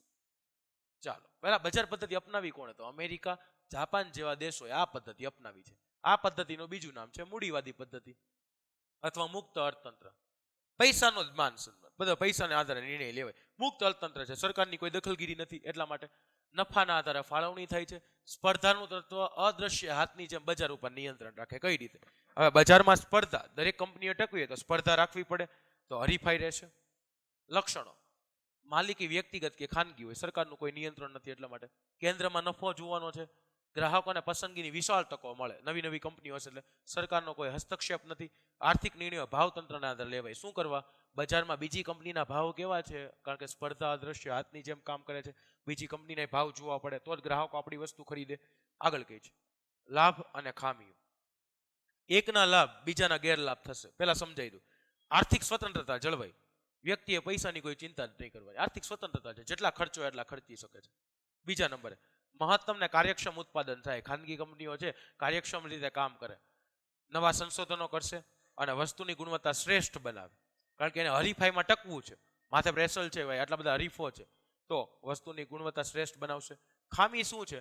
મોજ શોખની વસ્તુનું ઉત્પાદન કરે છે, કુદરતી સંપત્તિનો દુર્વ્યય કરે છે, કારણ કે ઉત્પાદન વધારવું છે. ઉત્પાદનના સાધનનું જે થાય ભલે પ્રદૂષણ ફેલાય, કુદરતી સંપત્તિનો ભલે જેટલો દુર્વ્યય થાય, ઉત્પાદન વધવું જોઈએ, તો એ પણ ગેરલાભ છે. ખાસ કરીને ગ્રાહકોનું શોષણ કરવામાં આવે છે. ઘણીવાર નવી નવી એટલી બધી વસ્તુનું ઉત્પાદન કરે, એવી જાહેરાતો કરે જેથી ગ્રાહકોનું શોષણ થાય છે. સંપત્તિનું કેન્દ્રીકરણ, મજૂરો બહુ ઓછા પૈસા કમાય, માલિકોને જોઈએ એટલા પૈસા કમાય, તો આવું પણ ન હોવું જોઈએ. ઇજારાશાહી અને મજૂરોનું શોષણ ચોળ. ઇજારાશાહી એટલે એકાધિકાર. અમુક કંપનીઓ પછી બીજી કોઈ કંપની ઇજારાશાહી મળે, એવું પણ ન હોવું જોઈએ. ખાસ કરીને એકાધિકાર, અમુક કંપનીઓ છે એને બજારમાં એકાધિકાર સ્થાપી દીધો હોય, તો તેવું ન જોવા મળવું જોઈએ. હવે જો બીજા નંબર સમાજવાદી પદ્ધતિ. લાભ ગેરલાભ પછી રાખીએ. શું કરવા? કારણ કે એને હવે આપણે ટેકનિકથી સોલ્વ કરશું. ઉત્પાદનના સાધનની ફાળવણીની બીજી પદ્ધતિ આપી છે. હવે એમાં કઈ છે? સમાજવાદી પદ્ધતિ. બજાર પદ્ધતિ નિષ્ફળ ગઈ, બજાર પદ્ધતિના કાંઈક તો મર્યાદા છે એટલે નિષ્ફળ રહી, તો એમાંથી જેનો ઉદ્ભવ થયો એને સમાજવાદી પદ્ધતિ કહી. તો અમેરિકા, જાપાન જેવા દેશોએ બજાર પદ્ધતિ અપનાવી હતી, જ્યારે રશિયા અને ચીન જેવા દેશોએ સમાજવાદી પદ્ધતિ અપનાવી. તમામ આર્થિક નિર્ણયો રાજ્યતંત્ર દ્વારા લેવાય છે. રાજ્ય નિર્ણય લે એટલે આમાં કેન્દ્રમાં નફો ન હોય, બજાર પદ્ધતિ નફો હતો, જ્યારે આમાં સમાજનું કલ્યાણ છે. લક્ષણો શું છે? માલિકી રાજ્યની છે, નિર્ણયો રાજ્ય જ લે છે, સમાજનું હિત કેન્દ્રમાં હોય છે, શ્રમિકોને કામના બદલામાં વેતન ચૂકવવામાં આવે. અહીંયા જે લક્ષણ છે ને એનાથી ઉલટા, માલિકી વ્યક્તિગત કે ખાનગી હતી. જો રાજ્યની છે, નિર્ણય છે એ વ્યક્તિ પોતે લેતો હતો, સરકારનો હસ્તક્ષેપ નહોતો, જ્યારે નિર્ણય છે રાજ્ય દ્વારા લેવાય છે. કેન્દ્રમાં નફો હોય છે, જ્યારે એમાં કેન્દ્રમાં સમાજનું હિત હોય છે, શ્રમિકોને છે વેતન ચૂકવવામાં આવે છે. હવે ધ્યાન આપજો. હવે શોર્ટકટ ટેકનિક સીધી ફાયર કરીએ. હવે અહીંયા મોજ શોખની વસ્તુનું ઉત્પાદન થતું હતું, મોજ શોખની વસ્તુનું ઉત્પાદન ગેરલાભ, એ અહીંયા લાભ થઈ ગયો. મોજ શોખની વસ્તુનું ઉત્પાદન અહીંયા લાભ થઈ ગયો. જરૂરિયાત મુજબ ઉત્પાદન થાય, મોજ શોખની વસ્તુનું ઉત્પાદન નહીં. બીજા નંબરમાં આપણે જોઈએ કુદરતી સંપત્તિનો દુર્વ્યય થતો હતો, તો આમાં કુદરતી સંપત્તિનો દુર્વ્યય નહીં થાય, કુદરતી સંપત્તિનો દુર્વ્યય નથી થતો. ત્રીજા નંબરે કહે છે આવકની અસમાનતા દૂર થાય, તો જો અહીંયા આવકની અસમાનતા કેન્દ્રીકરણ હતું. અને ચોથા નંબરે ઇજારાશાહી, મજૂરશાહી, ગ્રાહકોનું શોષણ ન થાય. ચારેય બાબત આવી ગઈ. એક ખાલી બજાર પદ્ધતિ પાકી કરો, સમાજવાદી પદ્ધતિ ફ્રીમાં મળે. લાભ ગેરલાભ પાકા જ નથી કરવાના, ખાલી બેકફાયર કરવાનું છે. ચોકડી ગુણાકાર ખબર પડે ને, ખાલી ફેરવવાનું છે, હમણાં જ કીધું તમે. હવે જો ખામીઓ, તો આમાં ઉત્પાદન વધતું હતું, મહત્તમ ઉત્પાદન થતું હતું, આમાં એવું કોઈ પ્રોત્સાહન જ નથી. ગવર્મેન્ટમાં ક્યાં કોઈ પ્રોત્સાહન આપવાનું છે? કામ કરો કે ન કરો પગાર તો મળે જ છે. આવી ગવર્મેન્ટની પહેલા છાપ હતી, પણ અત્યારે ગવર્મેન્ટ પણ ગુડ ગવર્નન્સનું કાર્ય કરે છે. તો ઉત્પાદન વધારવા કોઈ પ્રોત્સાહન મળતું નથી. આમાં જો સંશોધન થાય, બજારમાં ટકવું, નવા સંશોધન થાય, આમાં કોઈ સંશોધનને વેગ જ નથી મળતો. વ્યક્તિની સ્વતંત્રતા ન જળવાય, કારણ કે બધું સરકારને પૂછીને કરવું પડે. સરકારને પૂછીને કરો, સરકાર કે એમ જ થાય તો અમલદાર શાહી આવી ગઈ. તમારી પાસે ગમે એટલું ટેલેન્ટ હોય, ગવર્મેન્ટે કીધું એટલું કામ કરવાનું, એટલું જ કામ કરવાનું, તો અમલદાર શાહીનો ભય ઉભો થયો. બધા આ જ મુદ્દા અહીંયા બેઠા રિપીટ થયા. તો આ હવે બધાને મિશ્ર કરી દે, મિક્સ કરી દે અને ત્રીજી પદ્ધતિ બનાવી. ઉત્પાદનના સાધનોની ત્રીજી પદ્ધતિ મિશ્ર અર્થતંત્ર, જ્યાં જાહેર ક્ષેત્ર સમાજવાદી પદ્ધતિ અને ખાનગી ક્ષેત્ર પ્રાઇવેટ કંપનીની બધી સ્વતંત્રતા છે તો બજાર પદ્ધતિ બની, જ્યાં જાહેર અને ખાનગી બંને કંપનીનું સહઅસ્તિત્વ હોય, બંને એકબીજાના હરીફ નથી, પૂરક બનીને બે એકબીજાને મદદ કરીને, જરૂરિયાત બનીને, પૂરકનો મતલબ બંને એકબીજાને મદદ કરીને ચાલવાનું, પૂરક બનીને કામ કરે છે. ખાસ કરીને આ પદ્ધતિ ભારત અને ફ્રાન્સે અપનાવી. બજાર પદ્ધતિ અમેરિકા, જાપાને અપનાવી હતી, જ્યારે સમાજવાદી પદ્ધતિ રશિયા અને ચીને અપનાવી હતી, જ્યારે મિશ્ર અર્થતંત્ર ભારત અને ફ્રાન્સે અપનાવી છે. તો હમણાં જ કીધું જાહેર અને ખાનગી. ખાનગી ક્ષેત્રમાં શું હોય? ખેતી, વેપાર, નાના વપરાશી માલ સામાન છે એના ઉદ્યોગો બધા ખાનગી ક્ષેત્ર રાખશે. એ નિર્ણયો બધા એ લેશે, બજાર પદ્ધતિને જેવું ચાલશે. પણ જ્યાં ભારે ઉદ્યોગો છે જાહેર ક્ષેત્ર, તો ભારે ઉદ્યોગો, સંરક્ષણ, સામગ્રીના કારખાના, રેલવે, વીજળી, રસ્તા, સિંચાઈ, આ બધું સરકાર પોતાના હસ્તક રાખે. રેલવે જેવા મોટા ઉદ્યોગો, કારણ કે એનું સંચાલન યોગ્ય થાય. ભારે ઉદ્યોગો, સંરક્ષણ, ડિફેન્સના સાધનો, તો આ બધું સરકાર રાખે. તો બે વચ્ચે જો ત્રાજવું રાખ્યું છે, બે વચ્ચે ભાગ પાડી દીધા, બે વચ્ચે કોઈ લડાઈ ઝઘડો ન થાય. તો બે વચ્ચે જે ચાલે છે એ પદ્ધતિને આપણે નામ આપી દીધું મિશ્ર અર્થતંત્ર. બેયના લાભ મળે, પણ મર્યાદા હોય ને, કારણ કે બધી પદ્ધતિઓને ભેગી કરો તો કાંઈક તો મર્યાદા બનશે. તો મર્યાદા શું છે? બજાર એક તો સંપૂર્ણપણે સ્વતંત્ર નથી, બેમાંથી કોઈ સ્વતંત્ર નથી. અનિચ્છનીય વસ્તુનું ઉત્પાદન રોકવા માટે રાજ્ય કરવેરા નાખે છે. ત્રીજા નંબરે પછાત વિસ્તાર છે એની અંદર ઉદ્યોગો સ્થાપવા માટે સરકાર સબસિડી, પ્રોત્સાહન આપે. એક પ્રકારનું વિદેશી દેવું વધવાનું જ છે, પણ પ્રોત્સાહન આપે છે, સારી બાબત કહેવાય. એટલા માટે આપણે નિયંત્રિત આર્થિક પદ્ધતિ કહેવાય. અમુક પ્રમાણમાં સરકારનું નિયંત્રણ હોય છે. ખામી શું છે? આર્થિક અસ્થિરતા. બંનેની આવક સમાન નથી. સરકાર સમાજના કલ્યાણ માટે કામ કરે તો ઘણો બધો નફો જતોય કરે છે. સંકલનનો અભાવ, ઘણી બધી કંપનીઓમાં સંકલનનો અભાવ જોવા મળે છે. ત્રીજા નંબર આર્થિક નીતિઓમાં અસાતત્યતા. જેવું બજેટ મુજબ ધાર્યું હોય એવું થતું નથી, અસાતત્યતા જોવા મળે છે. ધારેલું કોઈ પ્રમાણે થતું જ નથી, જેટલું બજેટ ફાયલું હોય એ મુજબ કાર્ય નથી થતું. અમુક એકમો બહુ સારું કામ કરે છે, ખાનગી ક્ષેત્રમાં ક્યાંથી ક્યાં પહોંચી ગયા છે, અમુક ગવર્મેન્ટ એકમો હજી પછાત રહી ગયા, તો અસાતત્યતા જોવા મળે છે, જેના કારણે આર્થિક વિકાસનો દર નીચો રહે છે. તો આ એની ખામીઓ છે, મર્યાદા છે. બસ અહીંયા આ ચેપ્ટર છે એ કમ્પ્લીટ થાય છે. ચેપ્ટર કમ્પ્લીટ ક્યારે થાય છે? શિવમ સરની શોર્ટકટ ટેકનિકનો. આ શોર્ટકટ ટેકનિક આવી ગઈ. ત્રણેયનો તફાવત એક જ સ્લાઇડમાં. મહાસંગ્રામ, ત્રણેય પદ્ધતિની તુલના. બજાર પદ્ધતિ માલિકી ખાનગી, સમાજવાદી હમણાં જ કીધું રાજ્ય કે સરકાર, જ્યારે મિશ્રમાં જાહેર અને ખાનગી બે કંપનીનું ચાલે. બજાર પદ્ધતિમાં નફો હોય છે, જ્યારે આમાં સમાજનું કલ્યાણ હોય છે. જ્યારે આમાં નફો પ્લસ કલ્યાણ, પણ નિયંત્રણથી. વધારે નફો એ નહીં, વધારે કલ્યાણ નહીં. બજાર પદ્ધતિમાં નિયંત્રણ મુક્ત છે, કોઈ હસ્તક્ષેપ નથી. નિયંત્રણ સંપૂર્ણ રાજ્ય અંશતઃ સરકારનું હોય છે, સબસિડી કરવેરા માટે. ઉદાહરણ અમેરિકા, જાપાન જેવા દેશોએ અપનાવી. આનું ઉદાહરણ રશિયા, ચીને અપનાવી. આનું ઉદાહરણ ભારત અને ફ્રાન્સ દેશોએ અપનાવી. અગત્યના પ્રશ્નો પણ લઈ લીધા છે. બસ તમારે ખાલી રિવિઝન કરવાનું છે. વિકાસશીલ અર્થતંત્ર કોઈ પણ 5 લક્ષણો હિન્ટે આપી દીધી. જરૂરિયાતો અમર્યાદિત હોય છે, સમજાવો. બજાર પદ્ધતિની મર્યાદા, સાધનોની ફાળવણી, મુદ્દાસર ઉત્તર પણ આપી દીધા છે. સાથે સાથે ટૂંકા પ્રશ્નો પણ લખી દીધા છે વિથ આન્સર. આર્થિક રીતે ભારત છે બરાબર વિકાસશીલ દેશ આવે, વિકસિત નો આવે, આ ખોટું છે, વિકાસશીલ છે. 2004 પ્રમાણે $735, આ સાચું, આ ખોટું. એટલે આપણે એલિમિનેશન ઓપ્શનથી કરીએ. કઈ પદ્ધતિ? મુક્ત અર્થતંત્ર. મુક્ત અર્થતંત્ર એટલે સરકારનું કોઈ નિયંત્રણ જ ન હોય. તો મુક્ત અર્થતંત્રમાં બે ન આવે. મુક્ત અર્થતંત્ર પૂછે, બજાર પદ્ધતિ આવે છે. પશુપાલન વ્યવસાયનો સમાવેશ અર્થતંત્રના કયા ક્ષેત્રમાં થાય છે? પશુપાલન. અને આપણે જો પશુપાલન જ્યારે પણ પૂછે ને એટલે કૃષિને લગતો હોય તો પ્રાથમિક ક્ષેત્ર આવશે. આ એલિમિનેટ થઈ ગયું. તો આ રીતે પણ તમે યાદ રાખી શકો છો. ફાસ્ટ રિવિઝન જોઈ ગયું. આર્થિક વિકાસ, લક્ષણો, નીચી માથાદીઠ આવકથી વસ્તીથી માંડીને છે આંતરરાષ્ટ્રીય વેપાર સુધી ક્રાઇટેરિયા $735 કરતાં ઓછું. માળખામાં ત્રણેય ખેતી, ઉદ્યોગ, સેવા ક્ષેત્ર, પ્રાથમિક માધ્યમિક સેવા ક્ષેત્ર. ઉત્પાદનના 4 સાધન: જમીન, મૂડી, શ્રમ, નિયોજન. ફાળવણીની પદ્ધતિ બજાર પદ્ધતિ, સમાજવાદી પદ્ધતિ, મિશ્ર પદ્ધતિ. નફો છે, મુક્ત અર્થતંત્ર છે, સમાજનું કલ્યાણ છે, રાજ્યના હસ્તક હોય છે, નિયંત્રણમાં હોય છે, જાહેર અને ખાનગી કંપનીનું અસ્તિત્વ હોય છે. બસ એક જ આપણો મંત્ર છે જ્યાં લખ્યો છે શિવમ સરનો મંત્ર અથવા સફળતાનો મંત્ર કયો, સ્માર્ટ રિવિઝન. સ્માર્ટ રિવિઝન માટે નોટ્સ બનાવો, બધી વસ્તુઓ યાદ રાખો અને આગળ ઇકોનોમિક્સમાં બેઝિક જેટલી વસ્તુઓ શીખવાડી એટલાનું રિવિઝન કરો. બધી વિગતો યાદ રહી જાય. આપને આ સેશન કેવો લાગ્યો એ ખાસ જણાવજો. તમારી કોમેન્ટ્સ છે એ જ અમને મોટિવેશન આપે છે. બસ આ જ રીતે આપણે ઇકોનોમિક્સના બધા ચેપ્ટર જોશું. ચેપ્ટર નંબર 15 હજી ટ્રેલર છે, શરૂઆત છે, પિક્ચર અભી બાકી છે.